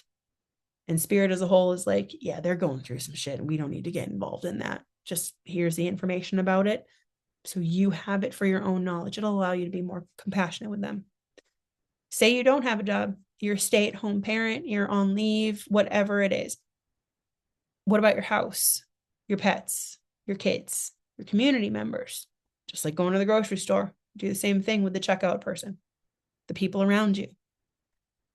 it becomes less drowning when you use it more because you get used to it. Just like you go nose blind to smells in your house, you're surrounded by them all the time. Same thing will happen with your gifts. You'll just know it. It's easier for you and you won't always drown in it. So I want to remind everybody of that one. It does get easier. Now, I want to loop back around to the empathic side.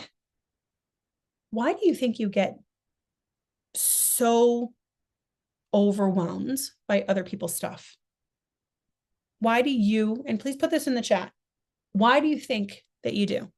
Just your best guess, your understanding of it. To help them. No boundaries.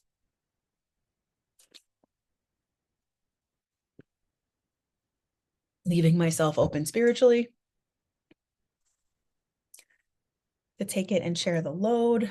I'm not sure. I love honesty. The honest answers, like the ones like that, are always my favorite. To transmute, to protect, or no protection or boundaries. It's who I am. Their thoughts, feelings are too loud. How many of you, because you're sucker, oh, this is what I wanted to get to. How many of you take that as you're doing something wrong? That there's something wrong with you? I saw it in the chat, so don't try to pretend like you didn't. We think about it all the time.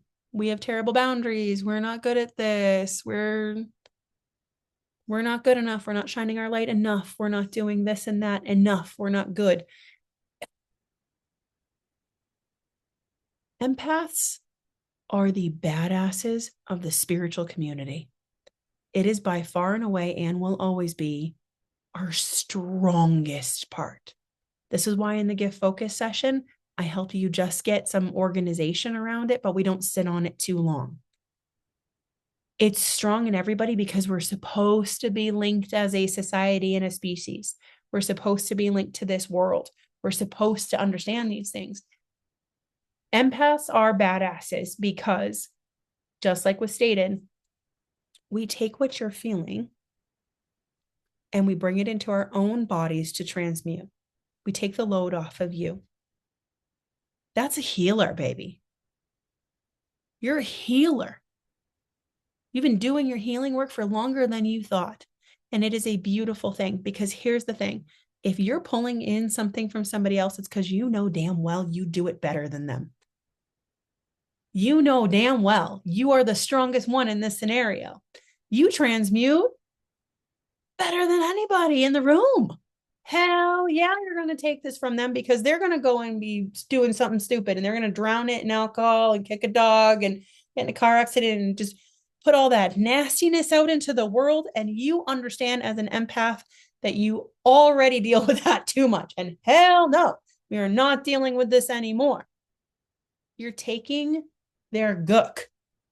You're putting it with your light and you're letting your light transmute it.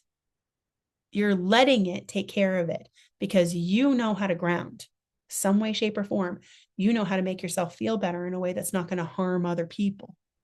You know how to take this negativity, make it positive without damage. And you're okay with that. It's strength. It is not, nor has it ever been, a weakness.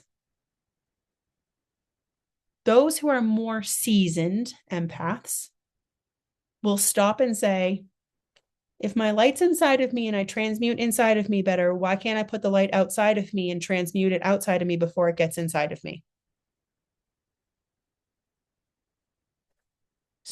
Those who are more seasoned empaths will say to their spirit guides, I need us to shine even bigger around XYZ person because I don't need their gook. Those who are more seasoned empaths are going to say, I have found a path where I don't drown, but I'm still a healer and I'm still a badass and I'm still doing my job. I wanted to leave you with that just for a moment. We are going to take a break. We're going to take about 15 minutes because we've been going and going and going and going now for a while. So I want you to stop, step outside for a little bit, touch grass if you can, and just relax for just a little bit, okay? I'm going to give you 15 minutes and I will see you back here and we'll pick up where we left off. Enjoy your break.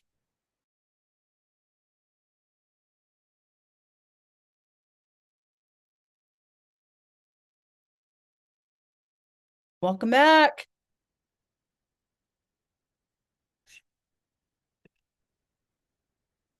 I hope you enjoyed your break. That's the last one we're getting. Listen, I only have an hour left with you for today. We've got stuff to get through. How are we all doing so far? Everybody all right?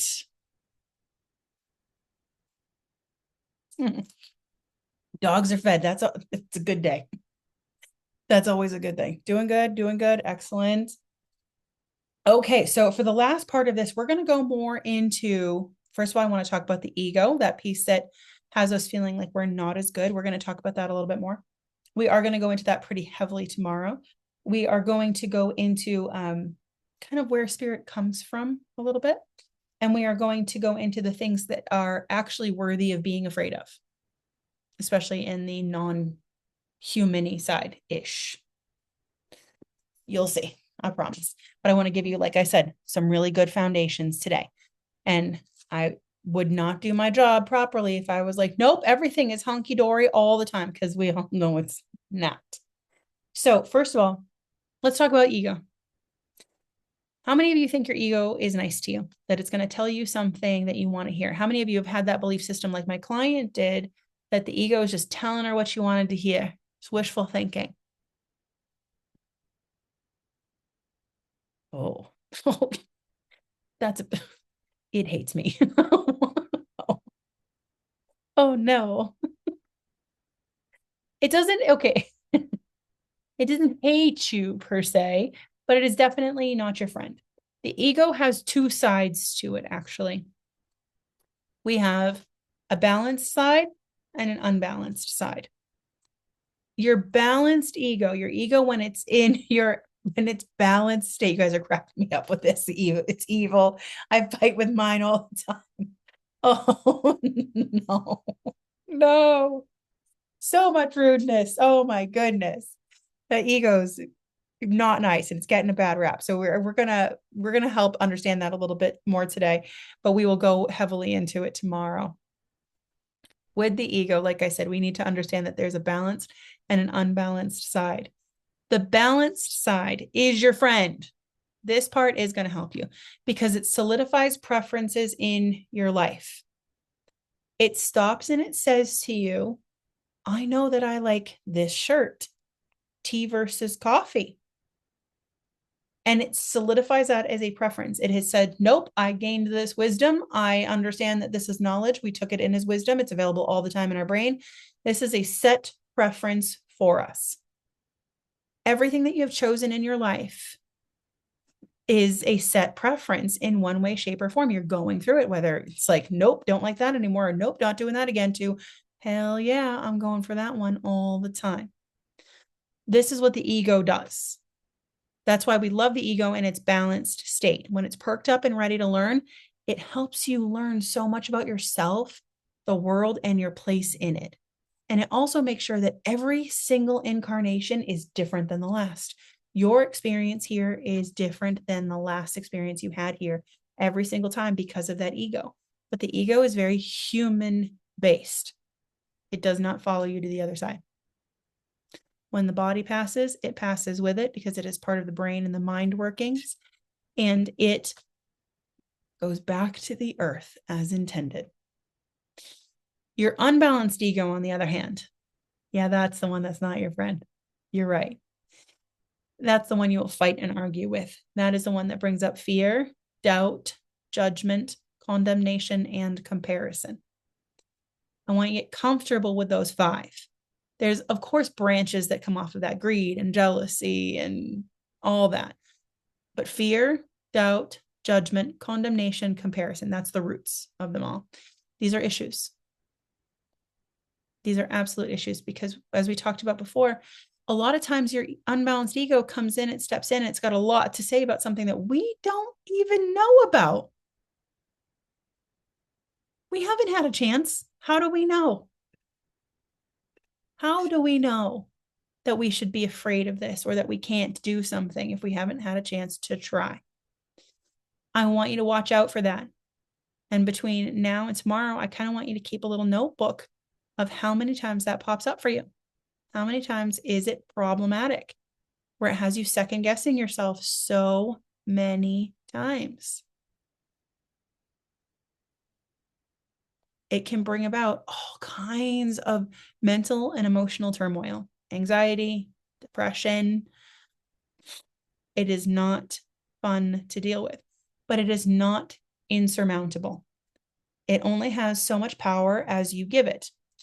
Tomorrow, when we start working heavily through your ego sidebar and I start teaching you more about that, or if we have time, we can do it today. I want you to have this tool because this is one that has transformed my life. I absolutely struggled with depression. I 100% took antidepressants for a while because it just wouldn't stop. I couldn't get the thoughts to stop. I was in therapy. I couldn't get the thoughts to stop. Talked to spirit and they were like, just let it go. And I was like, sage advice. Thank you so much for that one. And back in my 20s, when I really hadn't stepped fully deeply into the best friend method and going even further into conversations. When I did, it changed everything for me. And they brought up this ego sidebar, which fuck it, let's do it today. The ego sidebar is, I love how many people have already had it and are nodding and they're like, yes, ego, like it's championed. I love this. Among the sweet release healing community, it is pretty famous. With the ego sidebar, this is where we are balancing that ego. But like I said in the very beginning, you guys will find I am the queen of small things that have a huge impact. Tiny, tiny, tiny little changes, tiny, quick little tools, huge impact. This one in particular takes less than a minute to do.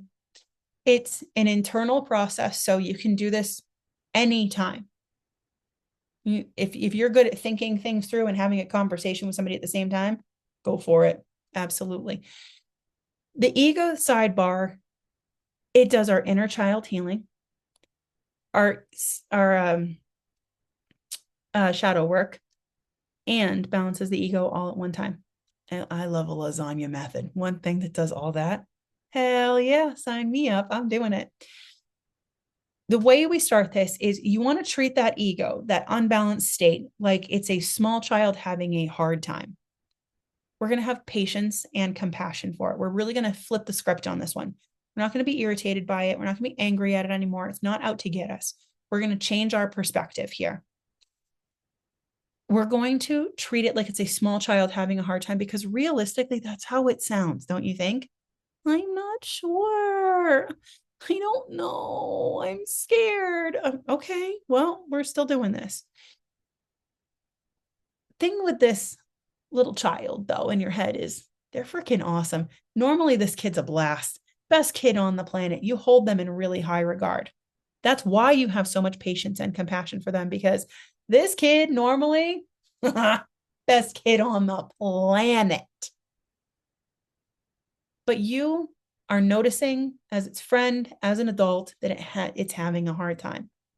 You are not the parent of this child. You are not responsible for it. You're here because, again, compassion. You need a semblance of detachment here because if you don't have that, you get too invested in what it's saying and you'll start drowning in it. So this is why you need that detachment. You're just the adult here, hanging out, chilling with this kid that you hold in high regard. So first things first, we talk to it. You heard what it had to say. You're not enough. You're not good enough. You're ugly. You're waste of time. You're crazy. You're making a mess of your life, whatever it's saying. Talk to it. Okay. What's up? Why are you saying that? Let it tell you. Let it speak. Let it tell you everything that's going on. And you're not going to problem solve for it. You're just hearing it out. You're not doing anything but listening to what it has to say. Let it tell you where this is coming from and ask probing questions. Okay, but why do we feel that way? What's the worst thing that happens if that were to happen? Like, why are we so concerned about this? Talk to it. And then I want you to go to spirit. I'm not going to be here to tell you who to go to in spirit for this one. Whoever you trust, whatever works best for you, your best communication methods. Talk to spirit. Hey, my ego saying this, reiterated. My ego saying X, Y, Z, saying I'm a total waste of space. I don't know what I'm talking about. And I should probably just take my ball and bat and go home. Spirit's going to talk because we say to them, hey, what do you think about that? Let spirit tell you. Because you're isolating the pieces, there's less likelihood that your brain is going to get involved in this or your ego is going to get involved in what spirit is saying. Brain is working this out analytically, logically from the outside. It's watching what's happening, so it's already busy. Ego has already told you what it has to say, so it's sniveling in the corner and it's having a little moment to just chill. So that leaves us wide open for spirit. So less likelihood of them all getting involved. Just go to spirit, though. What do they say about this? Yeah, that is dumb. That's dumb. Exactly what I heard. Because I thought to them, I was like, you know what? You guys are awful quiet. Normally you jump right in on these. And they just shook their head with their arms crossed, like, that's dumb. Fair enough. Why is that dumb? Because it's not likelihood, because it's not true. It's not real. Thank you very much. I appreciate your time. Make sure you give some gratitude. Here's the really important part too. Bring it back to ego. Okay. Spirit said, start there. Because if your ego saw you as an authority figure and was going to listen to you, it would have by now. It does not. They will take spirit though. Spirit said that this is dumb and a waste of our time, and it's not real. It's not likelihood. Like, this is make believe. You're either going to get a relaxation or a rebuttal. A relaxation looks like a temper tantrum, a kid going, okay, and skipping off, walking away, or just quiet. A rebuttal is an argument back, literal argument back. Okay, but what about this? Okay, but what about that? It's going to have something more to say if you have not gotten down to what the bottom of the barrel, actual deepest meaning of that insecurity is, wherever it came from. So we just rinse and repeat. Oh, okay, I hear you. Why are you saying that? Okay, cool. Spirit, they said this. Hey, this is what spirit said, until you get that relaxation piece. And then it's job done. Ego is evolving. Ego is learning. Ego is balanced. And it's going to start solidifying those preferences for life. It's now back to doing its job. We need to take this with a grain of salt. Can we please remember that your body, your brain, has only ever been in evolution for 300,000 years?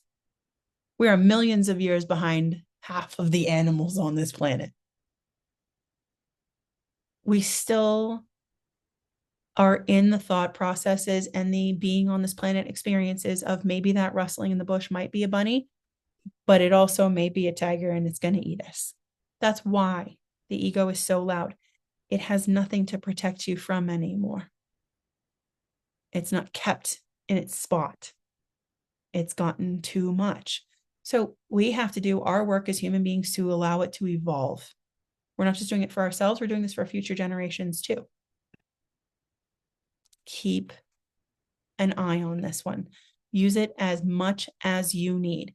There's my biggest, longest ego sidebar moment was about 15 to 20 minutes with myself, because it was a deep-seated one that did not want to work. It did not want to come out. Usually it takes about a minute, little less. It's usually quite quick. But if you get those big, deep-seated ones that it's just arguing with you over and over and over again, you're going to have to start setting aside that time and say, okay, all right, this is a big one. I'm going to give it the time it needs because you deserve that time. Now, like I said, inner child healing, because most of those belief systems that the ego is coming up are from childhood, and you're helping it understand. Shadow work, you're facing the things that actually scare you and hold you back. Balancing the ego, getting you back into a place where you're just solidifying preferences and learning for life, letting yourself learn. Anyone have any questions on the ego sidebar or at all?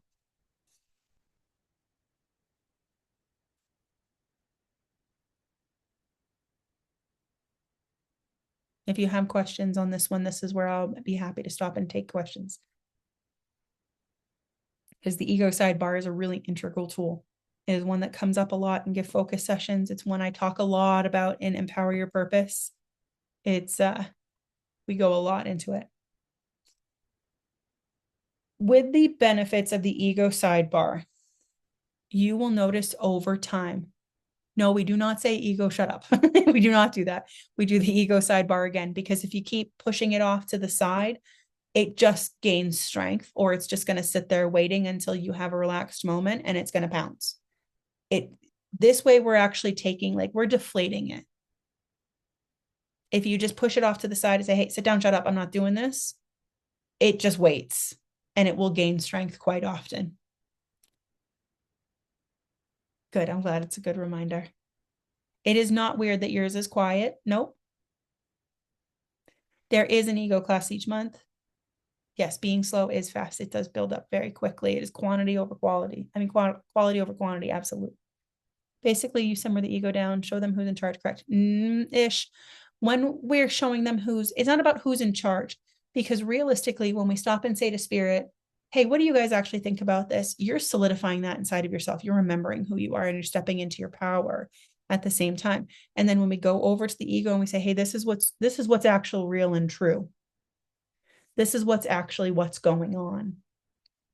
It just learns.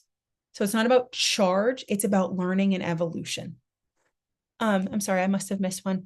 Have you ever had to step in and help someone with their ego? Absolutely. Absolutely. We have a monthly ego check-in class that Shireen teaches. I taught her this, and then she learned from her spirit and she keeps going on with it. And she's done a great job at that class. But there's been many, many, many, many clients where I have stepped in and said, okay, we're doing the ego sidebar.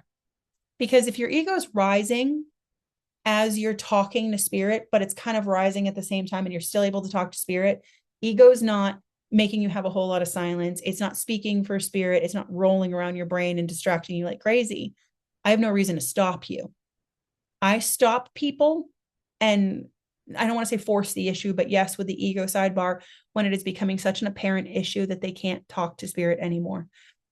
In no way, shape, or form have I ever once said, you need to be in a perfect mental and emotional state to speak to spirit. That is not real life. That is not how this goes. I need to be able to talk to spirit in the chaos of things. A kid has bumped their head and is bleeding. The dog is puking on carpet, and my other child just failed a class. I need to be able to handle life and still talk to spirit at the same time. So I'm not one to ever say that it has to be perfect. But if your ego is so loud that it is getting in the way of your everyday life, it is time to take control back. It is time to stop and say, hey, I know how to balance all of this, so I am going to be the intermediary to allow the balancing to happen. These are the steps I need to take, and this is the tool I need to use, and that's what I'm going to do. It is for your betterment. So is there one thing we can say to the ego? No, we do this ego sidebar. Nope, do the ego sidebar. If your ego took you as an authority figure, it would have by now. If you were able to stop and say to your ego, stop, or that's enough, you would have never had an ego issue again. It would have listened to you. It doesn't. It does it better this way. And I've just seen this over the last few years. And of course, you're welcome to take this advice and go, absolutely not, I'm not doing that. But this is what works. This is what works for every single client I have. This is what works for thousands of people. This is what has worked for years and years and years. And it's just like one of those very universal things. And there's not many of those. So when Spirit brought me this one, I was like, I'm going to try this and see how this works. And it has been beautiful for years. Really enjoying that one. Oh, my pleasure. My pleasure for teaching you. Absolutely. I love Shirley. I was one of those people she needed to help with the ego sidebar, desperately needed, and it helped immensely. Good. And Mary, same. It's not wrong to need help with this. I mean, you go to a professional for help. You go to a professional because you can't do this on your own. You've tried to do it on your own. It's not working and need to try something else. I go to professionals too. I went to therapy. I go to a CPA. I go to fire department, police, and all that stuff. You go to professionals when you need them. And this is exactly what it's for. Is this kind of like reflection of our past? Sometimes it will do that. Yes, it will absolutely be kind of like a reflection of your past. and sorting through it from an adult perspective, but it's not just our adult perspective, because sometimes our perspective is negative too. So if we go to spirit and get their perspective, they know us really well, inside out, upside down. They see our worth better than we do. So it's really nice to go to that particular group, because they are going to say, no, you're not a terrible person. You're actually wonderful. Just because you made a mistake doesn't mean you are a mistake. Like, come on. And they're going to remind you of your power and your worth. And it's actually really, really beautiful. Oh, there you go. I'm just going through the chats. Okay. Now we're going to move off to what there is to actually be afraid of.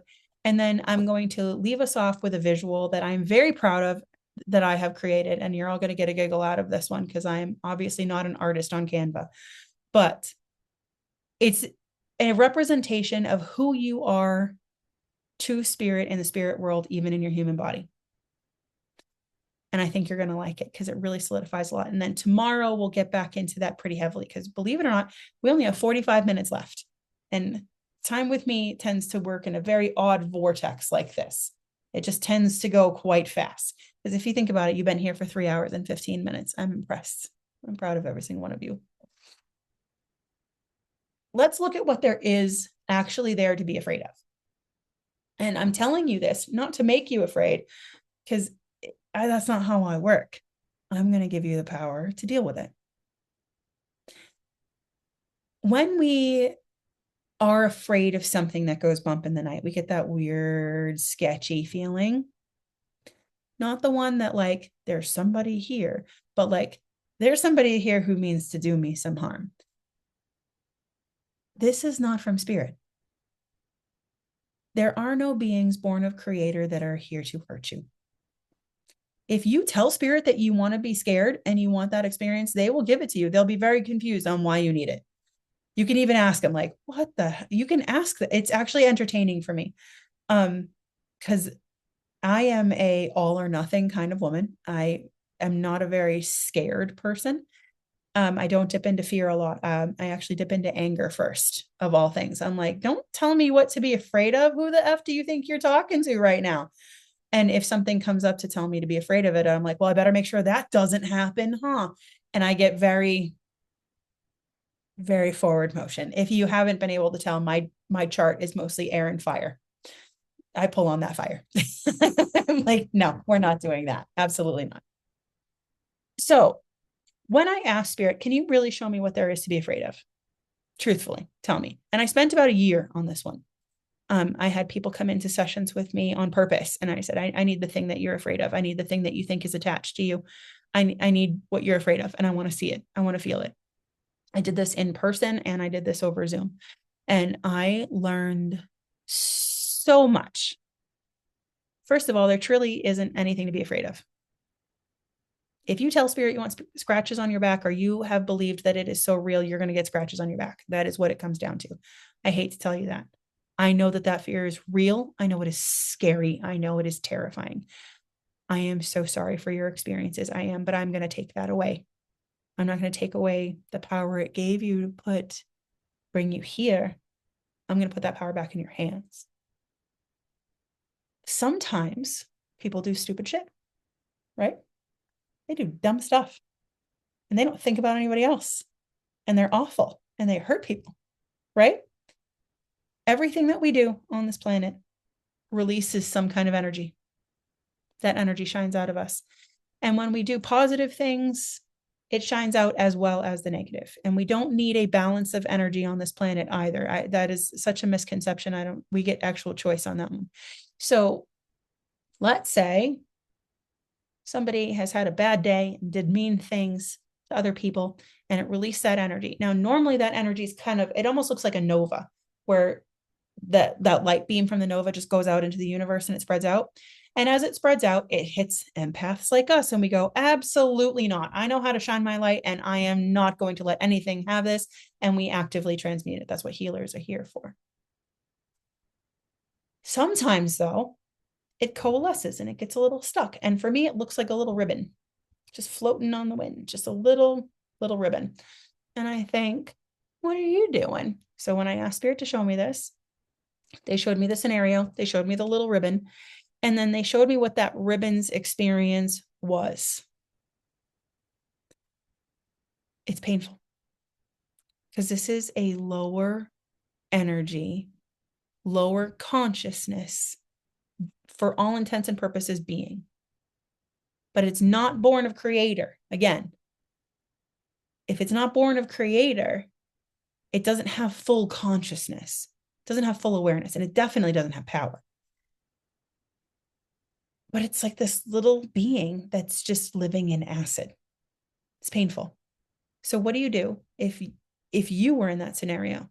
You'd be desperate for relief, desperate for healing of some kind of way, shape, or form. So what is the brightest light? Just naturally. This thing knows. It knows when it's small that it needs transmutation. It knows, and it's desperate for it right away. So what shines brightest? Children, especially sleeping children.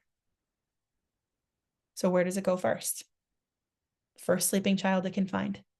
And what does it manifest as? Nightmares, night terrors.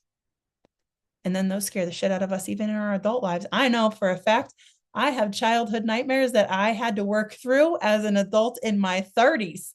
And I was like, oh man, we got to get past this kind of stuff. But it sits with you. And then, of course, Hollywood doesn't help this, does it? Giving you something that goes bump in the night, because we like being terrified. We like being afraid. As long as it's on TV, it's funny and entertaining, right? So when these nightmares occur, this can mean, and it's not just children, it's for adults too. This can mean they can take your past life memories and skew them. They can take what you're already a little afraid of and make it horrendous. They can make something you're not afraid of and turn it into something torturous, especially in the dreamscape, because the dreamscape is so highly malleable and can be skewed by the human brain so fast. This is why we have dreams that we wake up and go, what was that? Skewed dreamscape. Now, if it goes to a child and that child wakes up scared because it detects it, because kids are absolutely more aware, that child has just inadvertently fed that little being with more of that. So now it's getting a little bigger and a little stronger. And it's going to keep repeating that process to whoever, whatever has bright light. And if the healer can stop and look at it and say, I'm not afraid of you. Come on over here. Let me help you. And hold it like a purring kitten and let it disintegrate with your light. Cool. But how many of us actually do that or are aware that we can do that? We get scared and we go, no, no, no. I rebuke you. No, I put up my wards and all my boundaries and you can't do anything. And we don't help it. We don't solve the problem. We let the problem go off to somebody else to deal with. This just keeps going. Sometimes, like I said, you have healers like me that for some way, shape, and form tripped and fell into this, got curious about it. Spirit taught them what to do, and we fixed it. We said, no, you're not playing anymore around here. Let me help you. But sometimes they get so big, they get really, really scary, and they can feel terrifying. And they will try to scare you because they want to be fed more. Because at this point, they're stubborn. They've dug their heels into the sand. No, no, no, you're not going to get rid of me. I'm staying. Your best bet always is to shine your light, work hand in hand with your highest self, wrap them in the light, and release them from their torture. How do we do that? Right? Do you think I was just going to be like, hey, shine your light, good luck? No. Big deep breath, big fast full inhale, hold for a heartbeat or two, super duper slow exhale.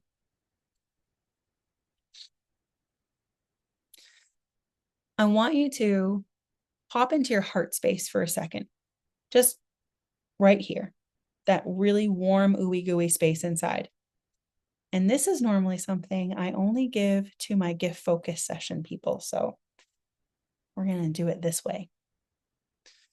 Pop in there. And I want you to call to your highest self. Let them come up for you however they do. can be a light, an energy, a knowing, a feeling, an awareness, even just a call sent. It's different for everybody. So don't get stuck in the, but did I do it right? And is this what this is supposed to be? And just breathe in that space for a moment. That really warm, comforting space.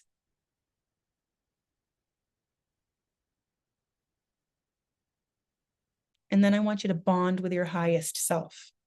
Lean into them.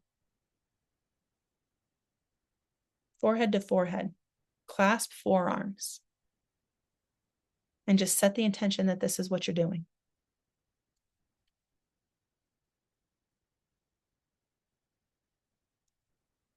And I want you to tell them that you trust them, that you love them, that you're honored to be part of them. And you believe that they can do this better than you. So you tell them, please shine out in transmutation as much as needed, no matter the scenario. And allow that light to naturally expand out of you. And I want you to get an idea of where it's at.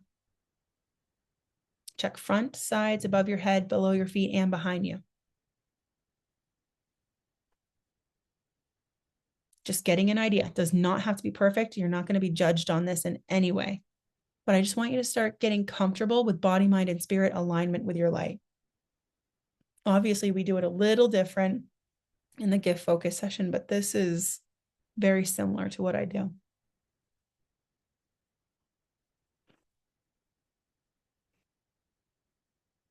And now look in the room and around you, and even inside of you. Where is that light going? If there's spots inside of you of energy that's coalesced and sticky and yucky, it's going to try to transmute right then and there.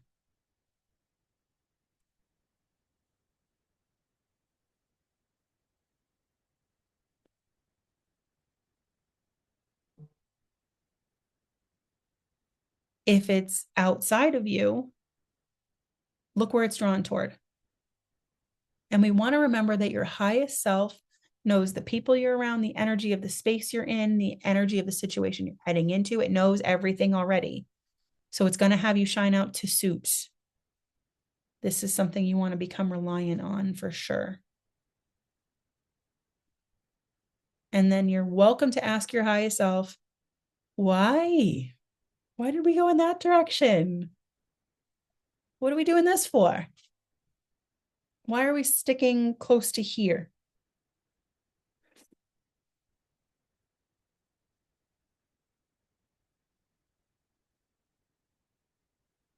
And let it tell you.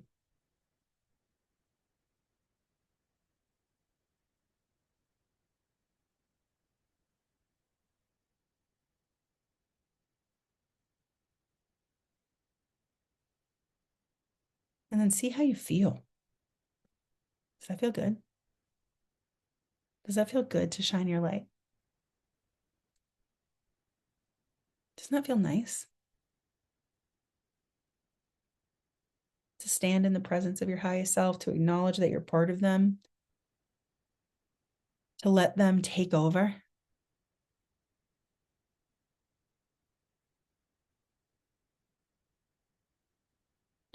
Oh, so like Anna's saying, her ears were burning. If we start to feel something, yawning is, yeah, you're using a lot of energy, my love.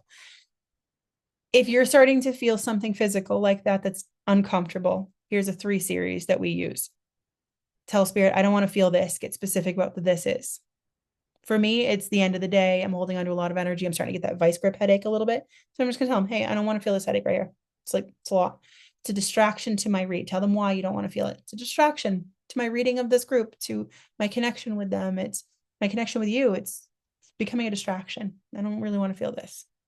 And then give them permission to interfere on your behalf. Can you please take it away?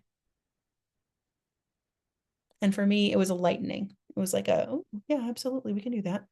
And it feels better. It feels nicer. You have to let them know. But notice that last part. Can you please take it away? You have to give them permission to interfere on your behalf. Because if you don't, they can't do anything. They're just going to sit there and go, that sucks. Maybe drink more water and take some ibuprofen. Maybe put some ice packs on your ears. They're going to tell you, and they're not actually going to be able to help. You have to give them permission to interfere.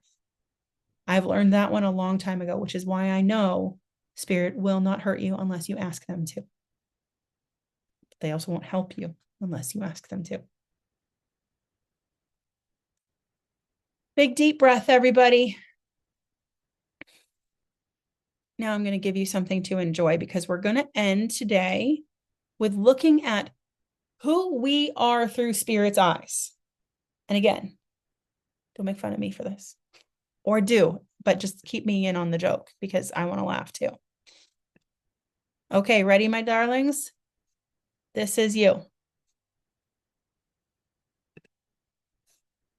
This is you right here. Just happy-go-lucky person.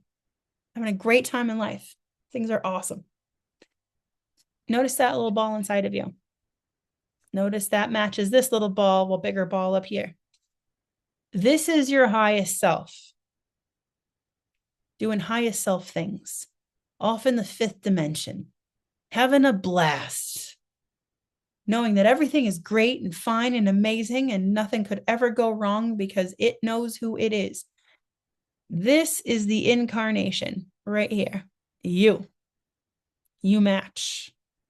This right here, this connection can never, ever be broken. Think about it like an umbilical cord. This is your connection to your highest self. This is you as an extension of your highest self.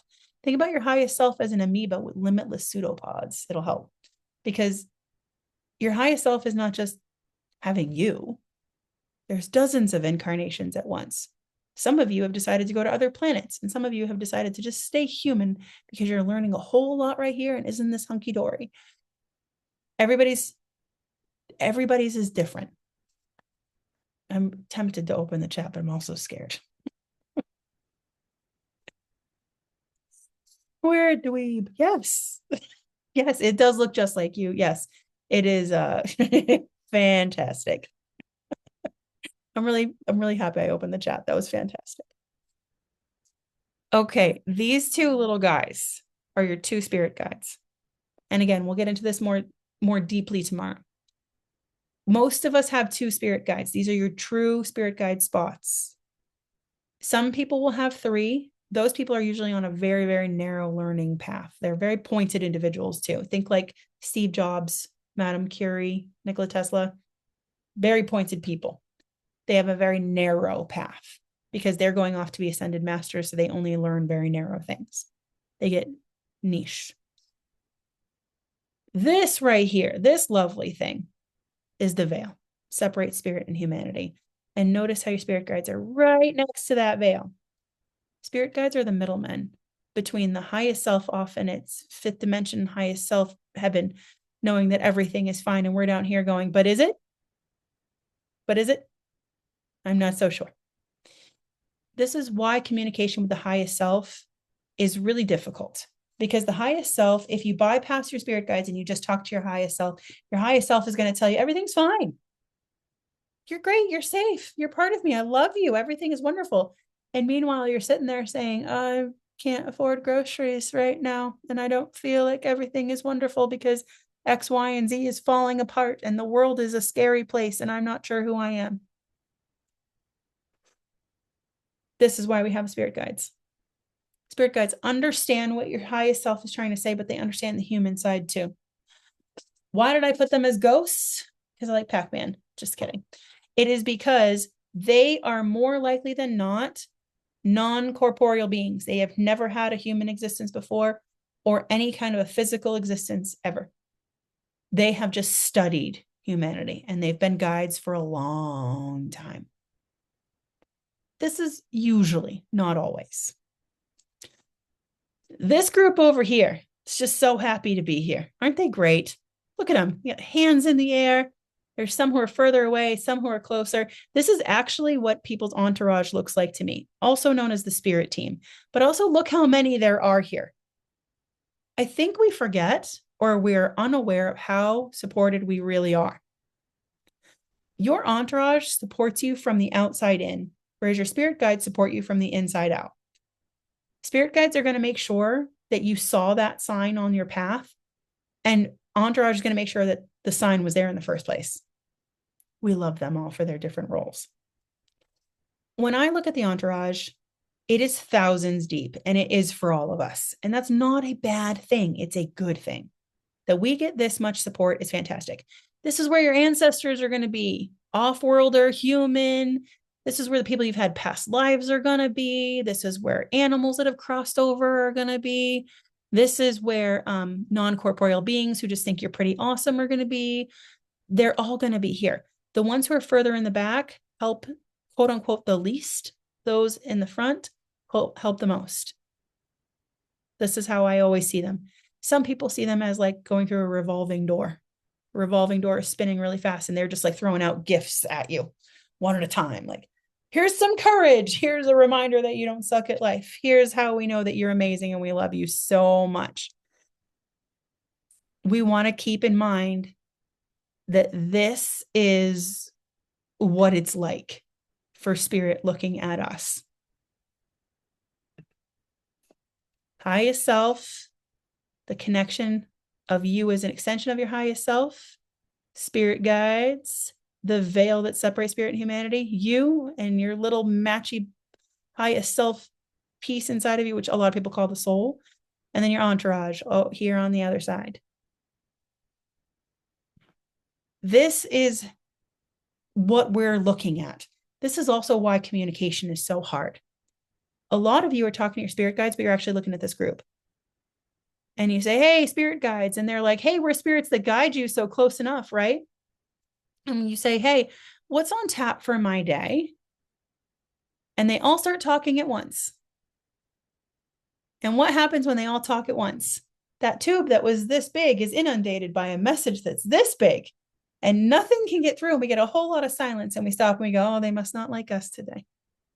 They must not want to talk to me. They don't love me. There's nothing there. And we get frustrated. And then sometimes we say, highest self, how do you feel about me? And they send you love, and you say, that's it? There's nothing more? I asked to win the lottery. What happened? But then we go to our spirit guides and we say, hey, what energy am I supposed to hold on to today, dear spirit guides? What am I supposed to hold on to today? And they say, calm. And we say, that's it? Don't you love me more? Highest self loves me more. Don't you love me more to tell me more than this? And they say, calm, calm, calm, calm. And then you say, okay, I will be calm. And then an hour later, when you're finishing your tea or your coffee in the morning, you forget and you don't stay calm. And they remind you through the day by showing you signs of calm. And you drive to work and you see a billboard, and your spirit guide say to your highest self, there's a billboard coming up and it says calm. We got to remind them. And the spirit guide say, hey, look over here. And you see the billboard and you go, oh, thumbs up. Thanks, guys. That's how this works over and over and over again. I'm going to stop this share blessedly now. Do we have any questions about this part? I'm going to try to catch up on the chat a little bit and see how we're feeling about that one. Sometimes that can be a shock to some people of like, it's really like that. But if you ask your spirit guides, is it really like that? And you truly just isolate them and say, is that actually how it is? They'll tell you. She doesn't lie. This visual explanation is actually helping me immensely. Thank you, and don't ever stop being an artist. I will not. Thank you, Carmen. I will not ever stop being an artist. It's the fact that all our spirit guide teams are doing this simultaneously for all of us. Yep, exactly. They are busy. They are absolutely busy. I have learned to get out of my own way of what I'm being told.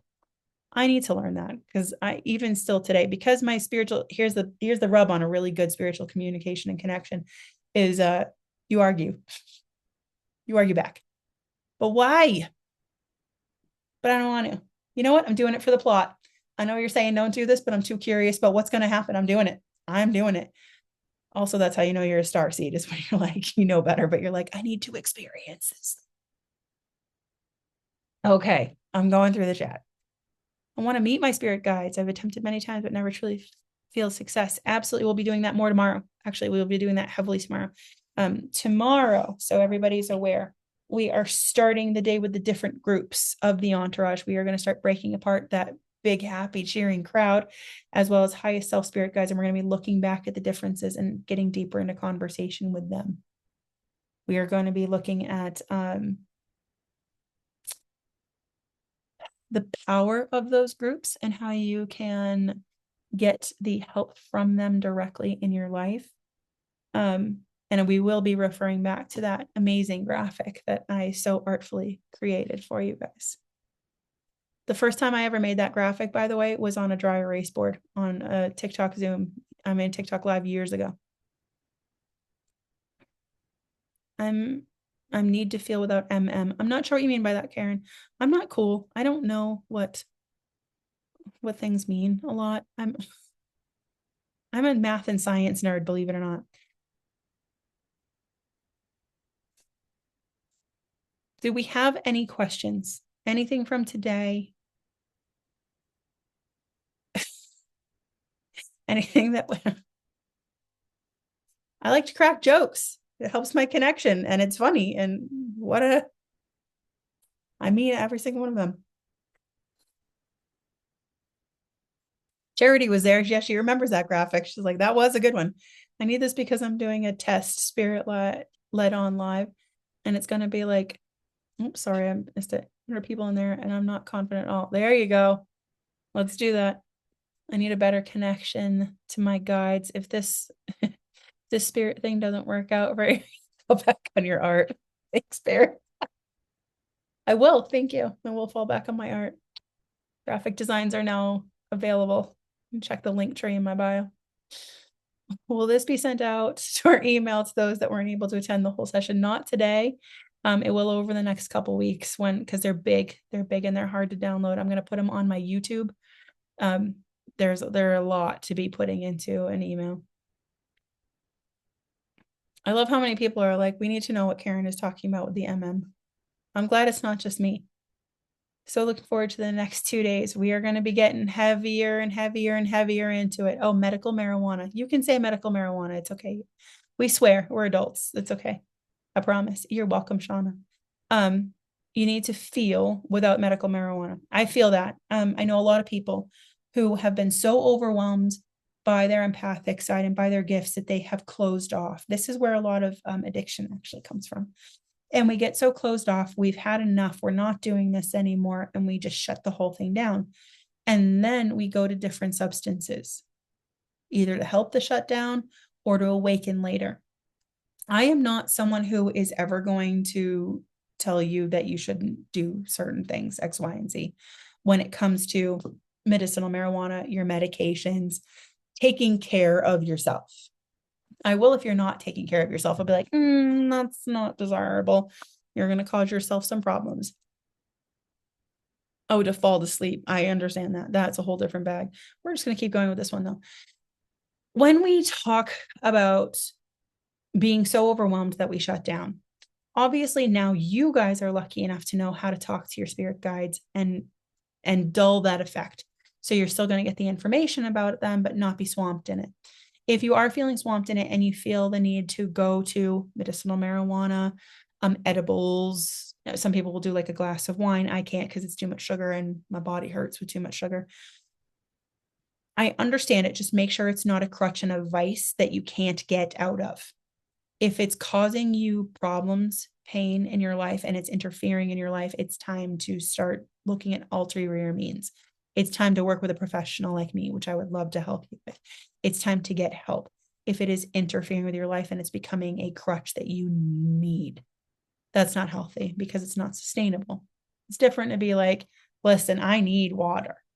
I need it. I drink like a camel and things like this. And when I've got multiple get focus sessions in a day, those just take it out of me. I know I need to do that, but that's sustainable, right? That's healthy. If it's starting to feel unhealthy, that's time to get some help. In whichever way you decide. Obviously, I'm here for every single one of you. Obviously, I want to help, or else we wouldn't be doing any of this, right?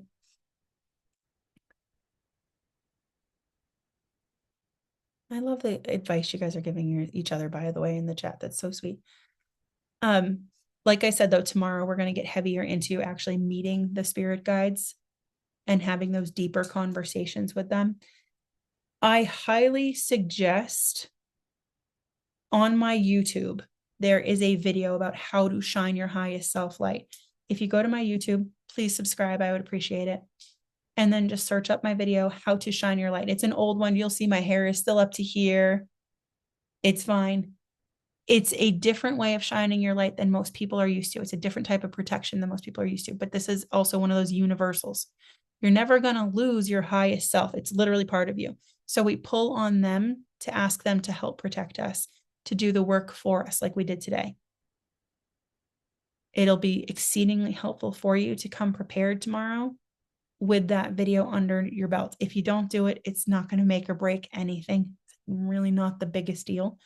I will still help you moving forward. I'd like to answer the rest of your questions for like the next 10 to 15 minutes. What questions do you have for today? Was there something I said that's not very clear? Is there something you want me to go back over again? Thank you so much, Felicia, for the links. That's the word that she's putting in the chat. Felicia, do you happen to have the link for that video on my YouTube? If you don't, please let me know. I can probably find it pretty quickly because I never close tabs on my computer ever. It is messy. There's a lot of tabs there, but I need them all. ADHD speaking. Hell yeah. I'm never changing that. I really like it. Helps me read really well. Okay. So Felicia's going to try to find the link for everybody. Was everybody able to get that discount code, by the way, for the gift focus sessions? Was everybody able to see that today? There's going to be more people here tomorrow. A lot of people couldn't get off today. It's for the gift focus session specifically. And then also make sure you're aware, I'm only going to leave it up for as long as the summit lasts, is the summit package of Do I Have Gifts and Empower Your Purpose. Remember, Do I Have Gifts and Empower Your Purpose are both self-paced. I've recorded the videos for you. I have the exercises for you, and they're there for you to learn how to use your gifts. Thank you so much, Tammy, for putting that link up. I appreciate you so much. There is the link right there from Tammy in the chat for that YouTube video that will be incredibly helpful for you for shining your light. It's super easy. It is not like a gift certificate. It's not through email. It's when you book it. So when you go to book, you put in your discount code and that will work right there. I don't want to say it because we're still recording and I don't want to have to go back and edit out that part too, because this is only for people who showed up at the summit. I'm not giving this to anybody else. This is my gift to you guys for being here, for putting in the investment for your growth. I only ever want to help you with that. So why wouldn't I take money off of things? Make sense? I hope so. Remember that Empower Your Purpose program is something that was really hard for me to create and appreciate it because my ego was up with that one. It told me I wasn't good enough to write this. I wasn't good enough, that I wasn't going to do it right, that I wasn't going to lead people right. I've been doing this for 24 years. I think I know what I'm doing by now. I have literally 5 people who've quit in their gift focus session and have not done it. Everyone else has been successful. Thousands and thousands of people have been successful. I know what I'm doing. So I had to do my own ego sidebar. I had to cry it out. I had to learn to just put it aside. Empower Your Purpose is fantastic for all levels.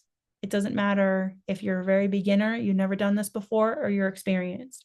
It is fantastic to learn over and over and over again and help you learn. If you've already had a gift focus session, it's actually a great refresher for you too. So I made sure to put this in for you so that you have it. If you have any questions, I'm trying to catch up with the chat. It's moving faster than I anticipated. So if you have any questions and I haven't gotten to them, please repeat. I have no problem going back over that again. I do work with angels. Absolutely. I work with angels just as much as I work with demons. Actually, that's a bit of a lie. I work with demons more because they're more entertaining. They've got great jokes. They're so funny.